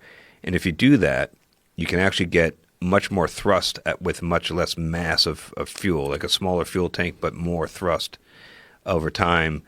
So that's one possible way to go. So it's conceivable that one day there could be a standalone unit that doesn't need thrusters that eject. Oh, it still would look like a regular rocket because the back of the nozzle would still have like fire coming out the back, but it would just be superheated. Instead of lighting it on fire to heat it up, you would there you go. There we go here. Nuclear propulsion NTP. Yeah. Nuclear thermal propulsion. So the top one is a traditional, and the second one's the nuclear one. Wow. Yeah, so right, so there it is. That's the hydrogen coming in and flowing over the reactor. Instead of having liquid oxygen and liquid hydrogen, then all you need is the liquid hydrogen. Wow. So that's one way, but in the short term, the advance you're seeing there with that Star Hopper is that it's still a traditional chemical propulsion rocket. So it's got fuel and oxidizer, which is liquid oxygen, because no oxygen up there to have fire. You need the pyramid, right? So you need the oxygen and the fuel and the spark, and you have to bring your own oxygen if you're in space because you can't you don't have the atmosphere anymore. So you carry liquid oxygen and some fuel, and in the Falcon 9, for example, it's basically kerosene. It's rocket fuel, but it's RP1, but it's basically kerosene mixed with liquid oxygen. The engine you saw in that Star Hopper is advanced and different because what it still uses liquid oxygen, but instead of kerosene, it uses liquid methane. And it's actually not as efficient quite. It doesn't have quite the specific impulse, which is a measure of efficiency. It doesn't have that quite as good as hydrogen. It's better than kerosene, but not quite as good as hydrogen. But here's the thing. You can make it on Mars. And that's why Elon's building that engine. Because you can go to Mars and you don't have to bring your gas to come home. Oh, so that was the big knock on going to Mars for the longest time, was that you'd never be able to return. You have to wait 2 years for the trajectory for the planets to come back around, so you have a window to come home. So you do have to stay a while. But the beautiful thing is if you can go someplace and gas up again, fill up your tank without having to bring all the gas with you, that's huge, right? You can carry so much more that way. And that's with the carbon dioxide that's in the Martian atmosphere and the water that's in the ice that's on the surface of Mars, you can have a reaction, a process that allows you to take those two things and make liquid methane. And you could have a tank of that ready to go and all done robotically. You could get the telemetry back saying, we got the gas, and then you go. Now, how much are things going to accelerate now that you have all these different companies competing against each other? That's what's beautiful is like the pace of technological change is like really going exponential again, just kind of like it was during Apollo. So we're back onto that really rapid, that fast track. We kind of fell off of that for a little while. And the nice thing about people ask me, like, what's the biggest difference between working at SpaceX and working at NASA? And I would say it's decision speed, because we'll make up our mind quickly. Now, the reason we can do that is we got a tremendous amount of agility, because sometimes when you make up your mind quickly, you make the wrong decision, right? Yeah. But if you hurry up and figure out that you made the wrong decision and you have the agility to then say, okay, that was not right, let's try something else, then it works. At NASA, we had all these contractors and suppliers and a very cumbersome kind of system that we took a long time to make sure we made the right decision, because changing things was prohibitively costly. But SpaceX doesn't have to worry about that. Oh. Now, what is the difference between the way SpaceX is handling it? You said Boeing has something. What did they call it again? So NASA has this commercial crew program, and they selected two commercial companies to partner with, SpaceX and Boeing. And so Boeing is using an older rocket that's been around a long time called the Atlas V. And they built a capsule to go on top of that called the Starliner. And so this is strictly for commercial flights. Well, it's the anchor tenant, if you will. The core customer is still NASA, because NASA is going to use both of these rockets to replace the space shuttle, and we won't have to beg the Russians for rides anymore. Let me see what the Boeing one looks like. What's the name of it again? Starliner. Or it used to be called the CST-100. Let me see what this sucker looks like. We used to call it the POS-100 because we're competing, really? but but it's a good vehicle. Okay, so it's kind of similar in its design, a little bit. It's the way it looks. Wow, it looks pretty dope. Yeah. One key difference is it lands. We splash down in the water, and this one lands on land with those airbags. So oh wow! Fuck that. Yeah. What if those bags don't work? So is it fill up like the way they use rovers on Mars, where it's surrounded by these gigantic airbags and it bounces when it hits the ground? It doesn't bounce, because that's not good for people. Robots don't mind. But if you bounce like that, you're going to be really upset. So it just hits, and kind of like airbags that deploy in a car, they deflate, and then you're done. And so this is On the same sort of timeline as the SpaceX ship?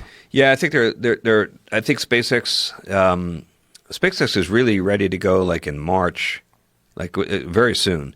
But I think we're going to wait a little longer because they're talking about extending the mission for Bob and Doug and keeping them on the space station. So they need more training. Sorry, Bob and Doug. Yeah. Well, they get to hang out in space for a while. I'm not too. I don't feel too bad for them. And their equipment is keeping them from losing all the bone density and muscle and everything like that. Yeah, they'll be fine. Now, when does Elon go to space? Oh, wow. I mean, how well do you have to have the system working before you put the boss in the capsule and shoot him off into the heavens? He's got a lot of work to do here, so I don't think he's going anytime soon. But he does eventually, when we get this up and running, he does eventually want to go. He talks about he wants to die on Mars, just not on impact. Boy. You know that joke he gives. Yeah. So that's he's serious about that. He really does want to die on Mars. Like if he's Yeah, really old. He wants to go and live the rest of his days as part of a permanent Martian colony. Oh, Elon, I got to talk to you about this. But he's not going until Has he always thought that way? Yeah. That's always been the plan? That's always been the plan. Maybe we can get him high again. See if he reconsiders. Seems like a terrible idea. Well, he's going to wait. He's not going to be the first one. He's going to wait until we have like pizza up there and some cappuccino and like a decent hotel. And so the concept is terraforming, right?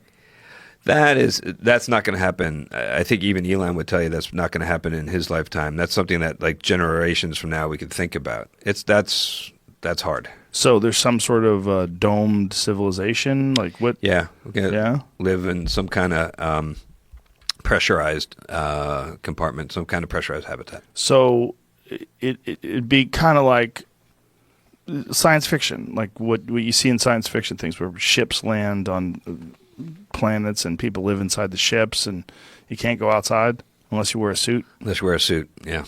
Wow. But hopefully there'll be plenty of room inside if once this thing grows to be really big.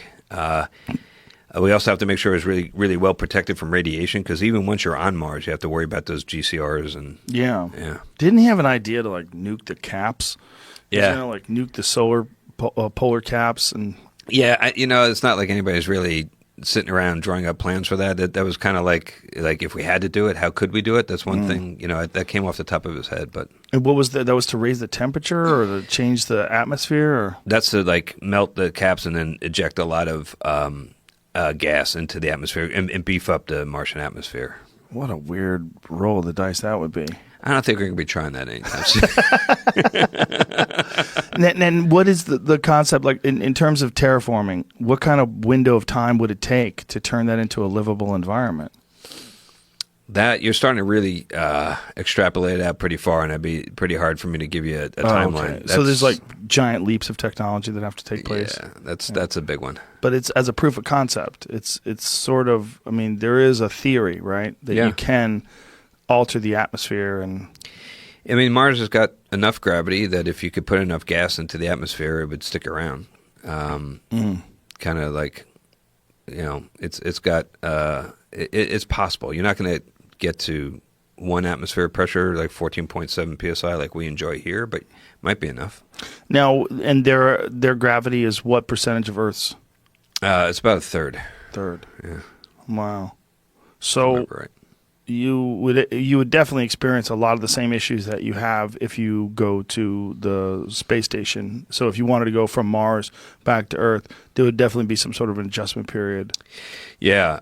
The really interesting thing is, like, we have a lot of data. We know what happens in 0G, because we have a lot of us that have been up to the space station and Skylab and Mir and all that. And we have tons of data at 1G, because all of us every day live in 1G. We don't really have any data in between. So the question is a half a G half as good? Or maybe it's like 80% as good. Right. And so is it linear or is it nonlinear? We don't know. And that's why if we send people and we live on the moon, or we go to Mars and we live on Mars, and we have data, like on the moon it's about a sixth of the Earth's gravity. So we'll get points in between. And then we can figure out if this thing is... There's a lot of stuff that happens to you that may be completely solved with even just the smallest amount of G. But we don't know. Well, that's interesting, right? We don't know. Yeah, because 0G is an issue. We don't know how much of an issue 1/3 G is. Yeah. Now, what about food? Like, what are they going to do with food on Mars? Are they going to have to fly all the ingredients out, everything out? Once you start talking about missions that are that long, carrying all your food with you, bringing it all becomes mass prohibitive. You just got to take so much, and and that just means you need that much bigger of a rocket, and it just after a while it gets to the point where it doesn't work. What's all the food for the rest of your life, essentially? Yeah. So we're probably, if we're talking about like living for a long time on Mars or even deep space missions, we got to grow food. So we probably plants hydroponically. Like the Matt Damon movie. Yeah, yeah. How realistic was that? That movie was really pretty good. Pretty good movie. Yeah, there was. I met the author, the guy that wrote Andy Weir, the guy that wrote the book, and I told him that I really didn't like his book. You told him that? Yeah, and he's like, why? Was it because like there's not really enough dynamic pressure in a Martian windstorm to knock the antenna off the roof? I'm like, nah, I was fine with that. He's like, well, it was because we didn't have enough redundancy in the comm system, and that's not really realistic. I'm like, no. He goes, well, why didn't you like it? I'm like, well, listen, I have a long day of work at SpaceX. I come home. I open up the book before I go to bed, and I'm reading this like, okay, I got 62 sols, and I got to cover 3,000 kilometers, and I've got 52 moles of nitrogen hydroxide, blah, blah, blah. And I'm like, it's like I'm still at work. It's like, I don't want that. I want some escapism. I want to like go home and read a romance novel or something. Well, that's not his fault, though. No. Well, you're just busting his balls. I was busting his balls. Yeah. That's it's interesting though that he got it close. Yeah, he did a great job. That's actually. for some. Does he have a background in that? Yeah, I think he does. I think he's an engineer okay. or something. Okay, that makes more sense. Yeah. Yeah, but that movie was terrifying. Like the idea that you can get stuck up there. The only part of the movie, which I don't think was in the book, that was not realistic at all, was when he cuts his glove and does the Iron Man thing. He's like flying back to the spaceship. You can't really control it. You'd spin out of control if you tried that. And you'd also need a big hole to really get enough propulsion, and then your suit would deflate. I mean, that's just not going to work. Yeah, and how long would you survive out there with no suit? That's a good question. Just holding your breath.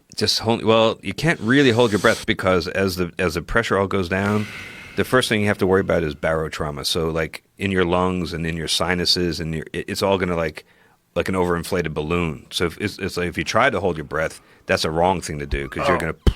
So you have to let the breath out. Yeah. You can't really do that for very long though. Like the way people hold their breath underwater, they actually have breath in their lungs. Yeah. Right. But they're not equalizing with the pressure as they go down, when they do those like free diving things, right? So if you're going to equalize, you're going to have to let the air out or it's going to just expand and it'll be extremely painful and hurt you. So you could do that, but then eventually you get to the point where the pressure gets so low that all the liquid in your tissues starts turning into gas, and it's called ebullition. And then you'll start getting this massive swelling, like your neck will puff up like that, and everything. You'll get grotesque swelling, and wherever that your blood is turning to gas, and all the liquids in your tissues are turning into gas. It's not a good thing. How long will that take before that starts happening?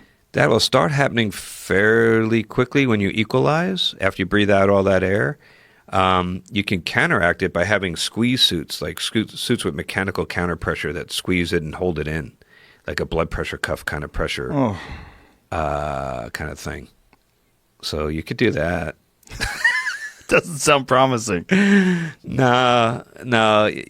There's ways you can live through it, but it is. We've had this happen to people in vacuum chambers accidents, like industrial vacuum chambers, and one test chamber in NASA once had an accident, and we've momentarily subjected people to close to space vacuum, but very quickly got them back to pressure, and they were okay. So all the bubbles just kind of like it's like swell up and swell down. Now, what is the timeline in terms of like, does SpaceX have a multiple stage timeline, like a timeline for incorporating the Dragon crew, and then a timeline for the Starhopper, and then a timeline for additional projects in the future? Like, is he thinking along these lines of like charted out progress? Oh yeah. He's in fact he measures pretty much every major decision by whether or not it brings the day when we have a self-sustainable colony on Mars sooner or later. That's the prism by which he makes every single decision he makes it through that prism. Jesus. Yeah. So he's got an idea, and he'll keep pushing, and he gives us aggressive timelines that we have to work to, and we work really hard to try to meet him. It's hard when you're doing stuff that's this complicated to predict exactly how long it's going to take. So, we end up often falling a little bit behind, but we do our best. That's the case, though, with everything that's that crazy, right? Yeah. I mean, especially with Elon, he's never right in his predictions. All his wacky inventions, they're always a little off, Yeah. But when you think... But he's so driven, and he's such a smart guy, and he's he's really the most driven person I think I've ever met. I'll give you a story to kind of illustrate it. Once, when I first got hired by SpaceX, we did an interview with 60 Minutes, and they interviewed Elon and myself, and Scott Pelley was the anchor. He talked to us, and he said to me, "Why did you leave NASA and come work for SpaceX? You had like the best gig in the world, going up on rockets and stuff. Why would you do that?" And I said, well, if you can go back in time and you were a young engineer and you had the opportunity to like get in on the ground floor and work with Howard Hughes when he was like doing all the crazy stuff he was doing in his day, wouldn't you want to be a part of that? And Scott Pelley looked at me like with a deer in the headlights look, because I don't think he knew what I was talking about. But I was like, but then I realized as soon as I said that, like, oh my God, I just made a terrible strategic error. I compared my boss to Howard Hughes, and things didn't end up that well for Howard. He went crazy, right? He went kind of crazy. He became washed his hands too much and germaphobe. He was peeing in jars, and like his fingernails grew out like. Yeah. And I was like, oh no, I really kind of stepped in it, right? So you don't want to say that about the boss, right?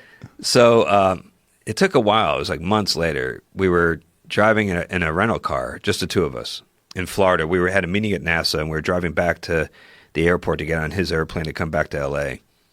And I'm driving the car. He's sitting in the passenger seat, and I said, "Hey, boss, remember that time we were on TV and I compared you to Howard Hughes?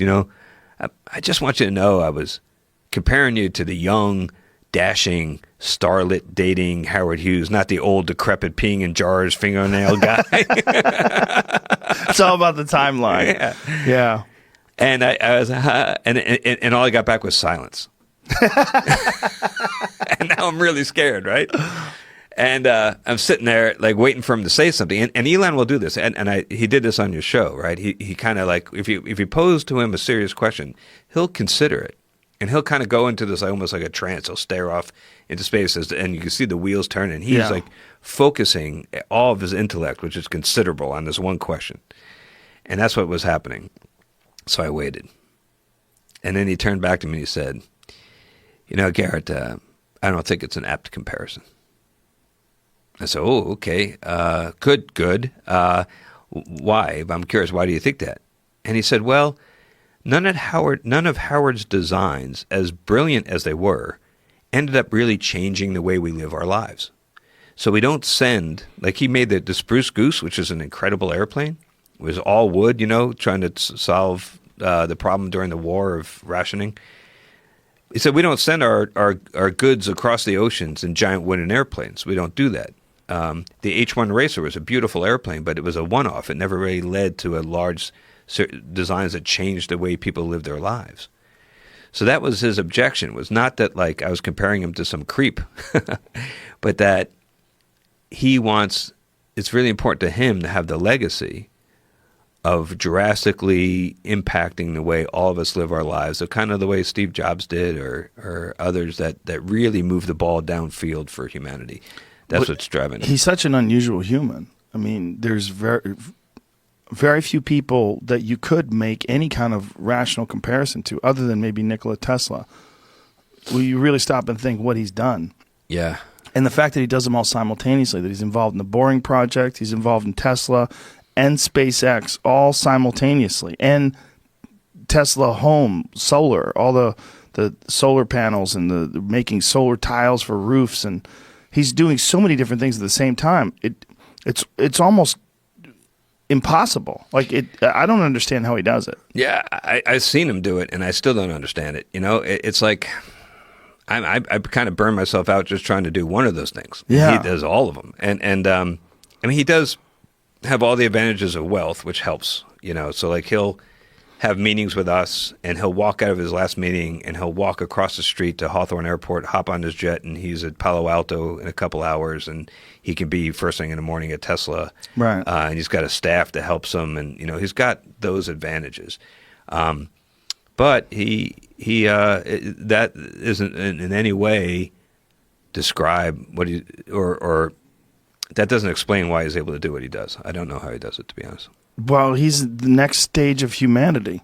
Yeah. If people are evolving, he's like looking at us from the next spot. He's like, hey guys, I've got some ideas. Yeah, I mean, he's just an idea factory, and what's really remarkable to me is the breadth of his knowledge. I mean, I've met a lot of super smart people, but they're usually super smart on one thing, and he's able to have conversations with our top engineers about the software and the most arcane aspects of that, and then he'll turn to our manufacturing engineers and have discussions about some really esoteric welding process for some crazy alloy, and he'll just go back and forth, and his ability to do that across all the different technologies that go into rockets and cars and everything else he does, that's what really impresses me. Well, also the lack of burnout, because he's been doing it Yeah. at this incredible rate, 16 hours a day for how long? His whole life, I think. That's nuts. I know. And he's still hungry for it, and Yeah. he's still taking on these new projects and new ideas. And Yeah, at that pace, 7 years was about as much as I could take. I was like, I need to do something else. yeah, I just don't. I'm very happy he exists. Yeah. But it's just very confusing to me. I just feel so stupid when I'm around him. Like the conversations I've had with him, I'm like, God damn, I'm dumb. No. You gotta do what you gotta do with what you got. I won't go that far. So his ultimate goal is to create some sort of a colony on Mars, but he believes that this technology will continue to expand to the point where we will be leaving our solar system. We will be making human trips into other solar systems, into actual deep space. Yeah, I mean, certainly, hopefully that's, at some point, if we're going to survive, if you take the really long view, the solar system's not going to last forever. Right. It's going to last plenty long. If my kids are listening at home, don't worry. They're freaking out right now, we especially a got- 2-year-old. we got- Oh, no, Daddy said we're going to die. No, we got plenty of time. Couple billion years, kids. Relax. It's not in our lifetime. They're so funny. But eventually, we're going to have to find a new home if we're going to last forever. And we all hope that we last forever as a species, right? So, or at least most of us do. So, eventually we got to get there, but we got plenty of time. In the short term, the important thing is at least getting out, so we're not in just one place in the solar system. Because this, something bad could happen to this planet, Sure. and we've got no backup. Right, particularly if there's a natural situation, supervolcano, asteroid That's right. impact. Or, we're doing a pretty good job of trashing this place all on our own. Yes, yeah. We don't really need an asteroid to hit us. We're kind of going down the road of making this place uninhabitable. Well, what we need is someone like Elon who concentrates on the solutions. I mean, he's obviously got a full plate, many full plates, but someone like him to concentrate on solutions to some of the environmental problems that we've created for ourselves here. Well, that was the thought behind Tesla. I mean, so Tesla's kind of like Plan A, save this planet, and SpaceX is kind of Plan B, if you look at it that way. It's just so weird to have a guy like that amongst us. Yeah, especially have him as your boss. It was really weird. Have you talked to him at all about simulation theory? We never. The thing is, every time I talk to him, we focused on, and this is what he does. He focuses on the thing that we are working on. So that's one of the ways he does his time management. That's one of the ways he is able to do all these things. It's like he doesn't sit around and BS with you about like what's going on with was it Neuralink, the company where he's making the chips that go in your head. Oh, that's right. I forgot about that. That's the other thing he does. That one. He's changing the way humans interface with data. He never said to me like, Garrett, what do you think about having a chip in your head? That like never. He doesn't do that. He talks to the people who really know about chips and putting chips in people's head. He talks to them about it. So Are you going to sign up for that? No. Your face. The expression you made. You're like, no. My website got hacked and it freaked me out. Well, they're going to put wires in your head. Yeah. Right? That's the idea behind it. That's the idea. Christ. It's Yeah. probably going to be inevitable. Once it happens, I mean, I don't want to be an early adopter, but once it does happen, and it really does remarkably increase your ability to interface with data, because that's the idea, right? So it ramps up the bandwidth in which people can access ideas and information. It's going to change the way we interface. Yeah. I mean, I could see it being kind of an extreme have and have not situation. Like you think about how far behind you are today, how left behind you are if you have no internet access. Right. And this will be this could be like another level of that. Yeah, I'm worried. I'm worried about that. Yeah, I got other things that keep me up at night. I got Yeah, I mean, what is it going a to... crazy 9-year-old and a real world problems. Yeah, it's just, to me, it seems like if you pay attention to if you track technology, like where it's going, things constantly improve.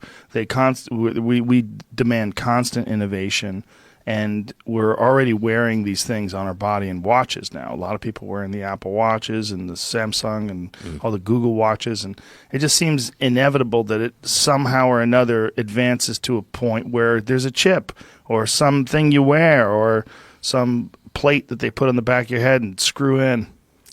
Yeah, but then you watch like Black Mirror, and I know. like, that is the problem. This might not be good. I mean, but do you have a sense of history that you are, first of all, you're amongst one of the rare human beings that has ever been in space, and then two, you're working for a company that is at the very tip of the spear of innovation, like you're at the front of the line in terms of creating viable methods of sending people into space and returning them. I feel extremely fortunate, to have that experience I had at NASA, and have the visceral experience, the incredible experience of flying in space, doing spacewalks, operating robot arms, launching on rockets and all that. And then coming to SpaceX and being there in the relatively early days and being there for 7 years, I feel like I feel pretty satisfied that I got incredibly lucky to see these things and be in the room where it happens.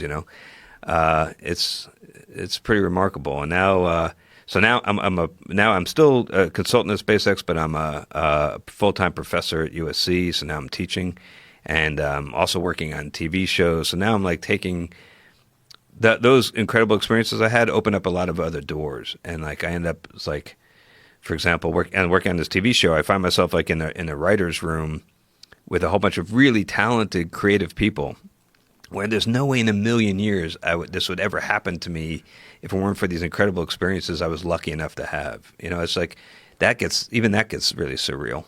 I can only imagine. I mean, I can only imagine. Especially coming from your childhood, having that image on your wall, and now really being a part of this massive change in the way human beings are going to be able to travel in space. Yeah. Now, tell us about this TV show, because you were talking to me about it off air before we started. Yeah. So this is For All Mankind. It's on Apple TV, and the way I got involved with this thing, I was a big fan of Battlestar Galactica. The reboot. Me too. The reboot was awesome. Wasn't it? Oh, it's so underrated. Yeah. One of the best science fiction shows ever. Yeah. I mean, it was like in the early days of kind of like peak TV, I guess. And it was like, it was just so good. I mean, the writing was so good, and the whole concept and everything. Yeah. All the things they're exploring, and the science fiction is always at its best when it's like an allegory, and the way they explored things that were happening in society, like terrorism and stuff. The way they were able to depict it as in an alternate universe, I thought was spectacular. Yeah, it's brilliant show. So I'm watching it on the space station, which was like the best place to watch that thing. That's crazy. Do you using an iPad or something? Like, do you have things stored, or is there a TV up there? There's no TV, but we have all these laptops, so they can send up files, and you can give them like 4 shows that you like. How long does it take for a show to download in space? Well, they download it for you, which is nice while you're working. And then when you're ready to watch, you just pop up the file. So is it like a satellite connection, internet satellite? It's a KU band system that goes to satellites that aren't part of it. NASA satellites are called TDRS satellites. So the data goes up to TDRS and then down to ground stations to White Sands and then to. So what kind of bandwidth are you getting? What's your latency? I don't remember the numbers, but we weren't getting when I was there. We weren't getting live internet because all that bandwidth is being used for science to get down all the data from the experiments and the video. So you can't check your Twitter. You can now. You can now? You can now. Oh, that's terrible. I just missed that. That's terrible. Yeah, it's probably like it's probably what a better. Distraction. Yeah. Yeah. Just Google searching random things when you're supposed to be doing your job in space. Yeah. So you get these shows and you're watching Battlestar Galactica on your laptop. I'm watching Battlestar Galactica, Colbert Report, Daily Show, and like New York Yankees games. So I'm watching. Wow. That's what I'm watching. Wow. You're not watching Yankees games in real time, right? No, pre-recorded. Oh, wow. Still though. So it was just that was a nice like a bit of home that Sure. like I would play the radio broadcasts while I was working and just in the background, and so it would feel like you hear the crack of the bat, and it's kind of like you're in space, but you're still kind of connected to home. That seems like something that would go on in a movie. Yeah, like some guy who's working on a spaceship in the movie who's listening to a baseball game and goes, "Shit, 3 balls, 2 strikes." Yeah, doesn't that? Payoff. Yeah. That really does seem very like some classic George Clooney movie about space. Yeah, you know? It's real. It's real. Wow, man. How weird did that feel? How does it feel so surreal that you were that guy up there with a laptop? Yeah. I mean, and like Battlestar, I'm watching Battlestar, and they're like, now I'm in the final season, and they're like finding Earth, and I'm like, it's right there. You're in a spaceship. How many people have watched Battlestar Galactica while in a spaceship? You might be the only person ever. Well, my commander was watching it too, so there's at least two of us. Yeah. But so they ask you, like, are there any celebrities you'd like to chat with while you're up there? And they will go out and get them for you, the kind of morale boost thing. Oh, wow. And so I said, I want to talk to Ron Moore and David Icke, who are the creators of Battlestar. Mm-hmm. Right? So we had this great Skype session. Wow. It was so cool. And that's why, before I was going to mention this, when we were talking about, science fiction and science fact and how there's this crazy feedback loop about you got to think about it first. Like you go back and look at 2001 and you see these guys using tablets. In 1968 that movie came out. And Steve Jobs saw that and said, I'm going to make one of those, right? And so there's this crazy like interplay between fiction and fact. And I got to talk to Ron Moore about all this, and then he invited me to come on the set for the final episode of Battlestar. Wow. And you're not supposed to, like, the first 30 days you're back from a long duration mission, you're not supposed to like go anywhere. And I'm like, look, they're only going to shoot this once. It's 2 weeks from now. I'm going. And the last time I checked, this is a free country. You're not going to stop me. So I went, and I went all the way up to Vancouver, and I got to go on the set. I met all the cast. I got to be a focus puller on the camera guy. I got to do the sticks, and oh, wow. I just had a blast. And then they made me an extra. I was a colonial marine in the back of a ship that gets blown up. I'm sure that show was super complicated to make, but I would love if they brought it back. Yeah. I don't think people appreciate it enough because it was on Sci-Fi, which is not the most popular network, and it's also a reboot of a classic show, so maybe it had like a bit of a stink to it, but that was so much better than the first version of it. No comparison. It's a great fucking show. It's really intense. Yes, it's awesome. It's really, really well made. I love everything about it, from the plot to the acting. It's sensational. Yeah. This is my favorite sci-fi show of all time, for sure. Yeah, me too. It's blasphemy for Star Trek fans, but yeah, but it's really good. it's fucking good, man. I mean, you couldn't have it without Star Trek. You couldn't have it without the original Battlestar Galactica. But at the end of the day, it's the they all best. kind of build on each other, and that's what. And so then Ron went off and did Outlander after that. Oh, okay. And now he came in one day. He calls me up and he says, "I got this new idea. Can I come by? We can get together and maybe I could bounce the idea off of you." And I was like, "Yeah." So he came to SpaceX, and I gave him a tour of the place, and then we sat down in the cafe, and he said, "Okay, so I'm thinking about doing a show about NASA back in like the 70s, and be kind of like a period piece. It'd be kind of like we'd have a cast of characters, but they're all working on Apollo, and it would be true to real life, but it would be the drama of the people behind the scenes." I said, "Oh, that sounds pretty cool." He goes, "Yeah, I'm also toying around with a slight twist to that where we use an alternate reality.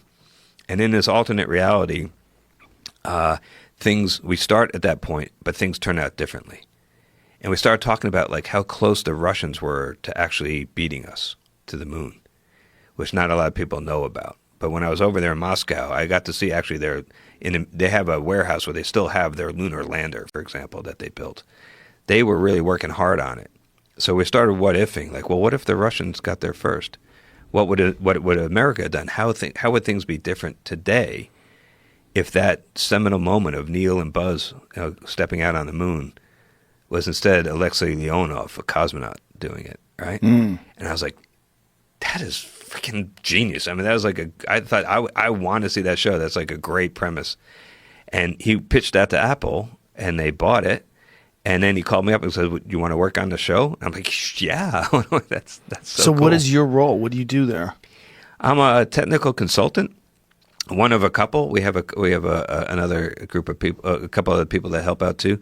But I get involved in like everything. So I was in the writer's room where we're first coming up with basic ideas and sketching out like multiple seasons and character arcs and all that kind of stuff. Wow.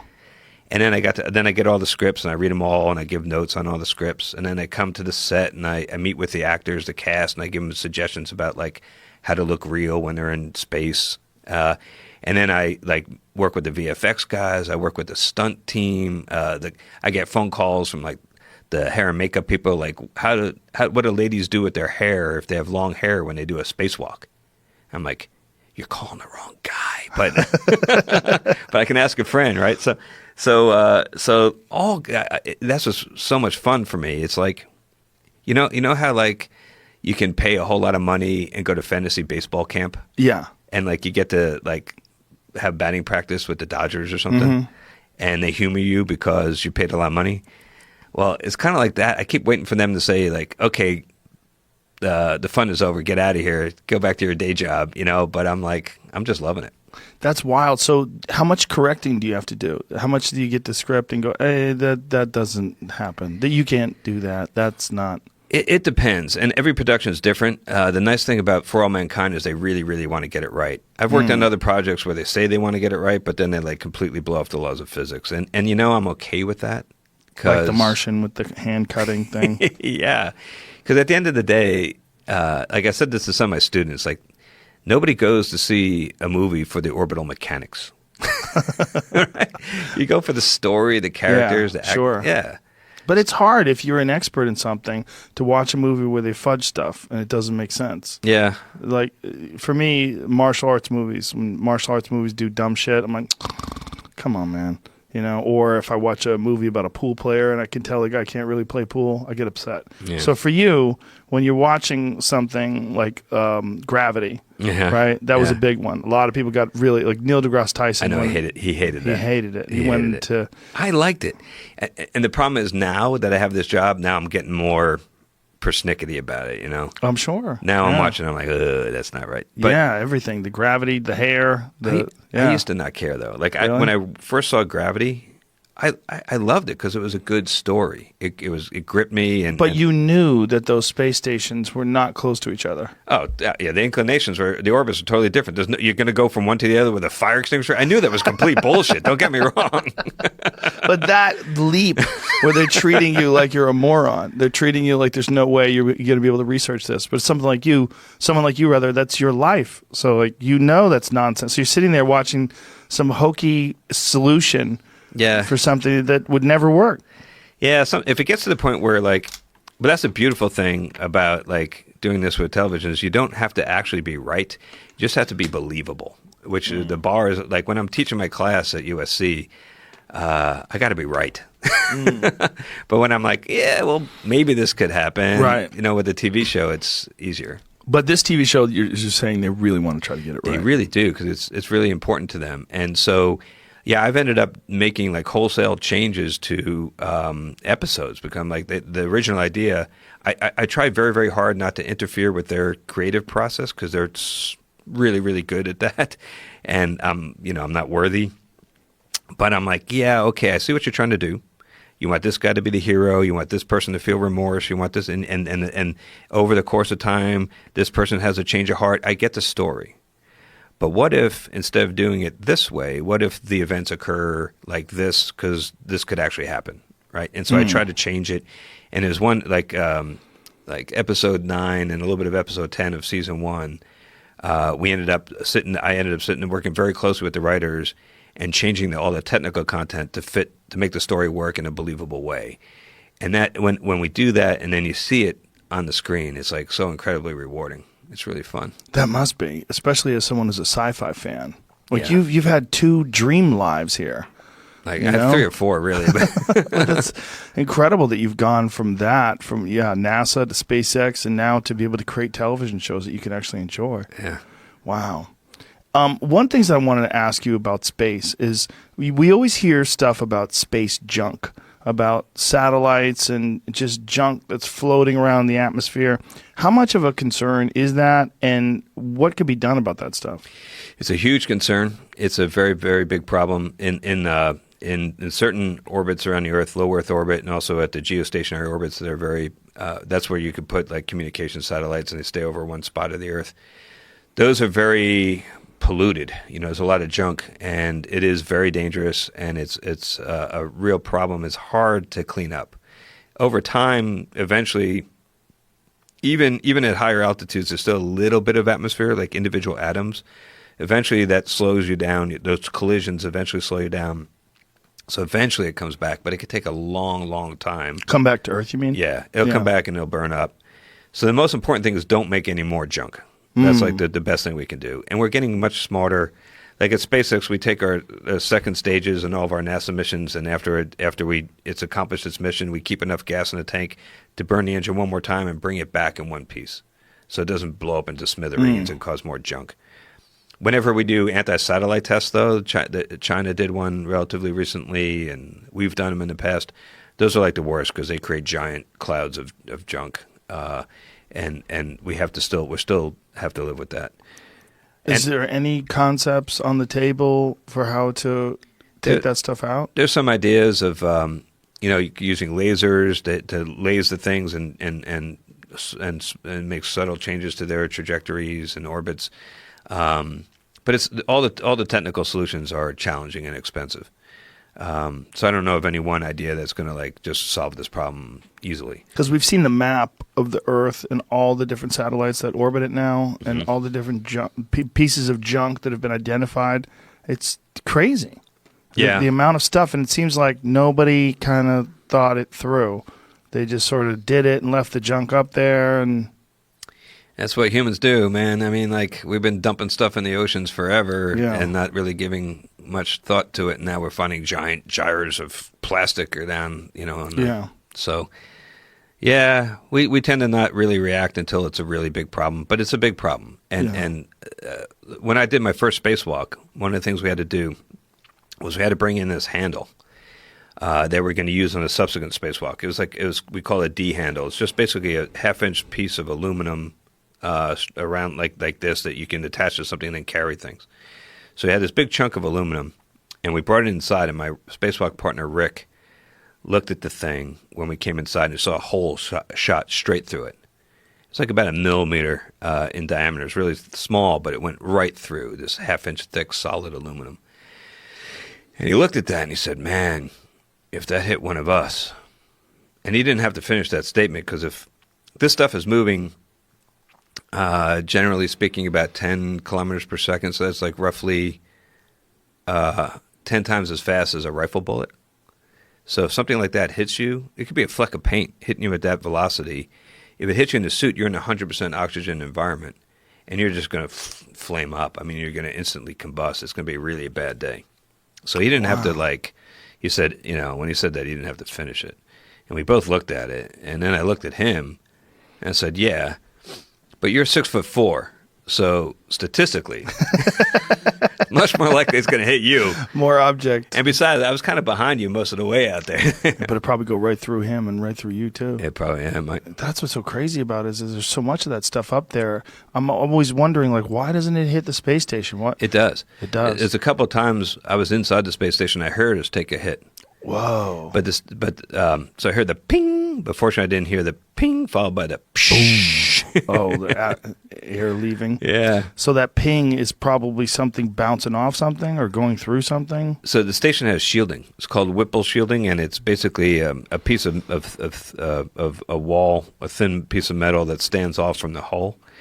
So the thin piece of metal is never going to stop this thing. But when it hits at that hypervelocity, it breaks up into lots of little tiny pieces, and it's almost like a fluid at that point. It's like these like almost a cloud of dust. And then when it hits the hull, those individual pieces don't penetrate. So it just shatters it, and that works. What if it hits that window? It's hit the shuttle window. You know, it has multiple panes and it's really, really strong. But we came home with big. It looks like when a rocket's kicked up and it takes. Really? Yeah, we've seen that. Yeah. Wow. That's a little scary. Jesus Christ, a little? Yeah. What about micrometeors and things along those lines? Well, depending on where you are. So in Earth orbit, there's much more of man-made junk than there are micrometeorites, but there are those too. When you get out away from Earth orbit, like if we're going to go back to the moon, then there's no more human-made junk, but those micrometeorites are still out there, and they can do the same kind of damage. But there's a lot fewer of them. The density of those things is a lot less than what you experience. So it's if you go to Mars, I'd worry about the radiation first, and then the micrometeorites are like down the list. There seems so many things to think about. Yeah. And is this all factored into your television show? Well, a lot of these things are. Can't say. I can't give any spoilers. Season 1 is available right now. It is? Okay. We could talk about that. But Season 2, I'm not allowed to give any spoilers or anything. But I could tell you that, like, yeah, there's some of these concepts end up in there, yeah. Well, listen, it's been a real pleasure having you in here, man. I really appreciate you coming here and talking about this stuff. And you've lived 3 amazing lives. You're in the middle of a third one right now. And it's you've had a pretty cool one, too, man. So, no, this has been a real honor and a real pleasure. Seriously. The honor's mine, man. Thank you very much. So one more time for people, it's available right now on Apple TV. For All Mankind. For All Mankind. And if people want to find you on social media, do you have... Yes, do you have everything? You can go to my website, GarrettReisman.com. Thank you. And then on Twitter and Instagram, I'm AstroGDog with 2 G's. Okay. Thanks, brother. Appreciate you being here, man. My pleasure. Thank you. Bye, everybody.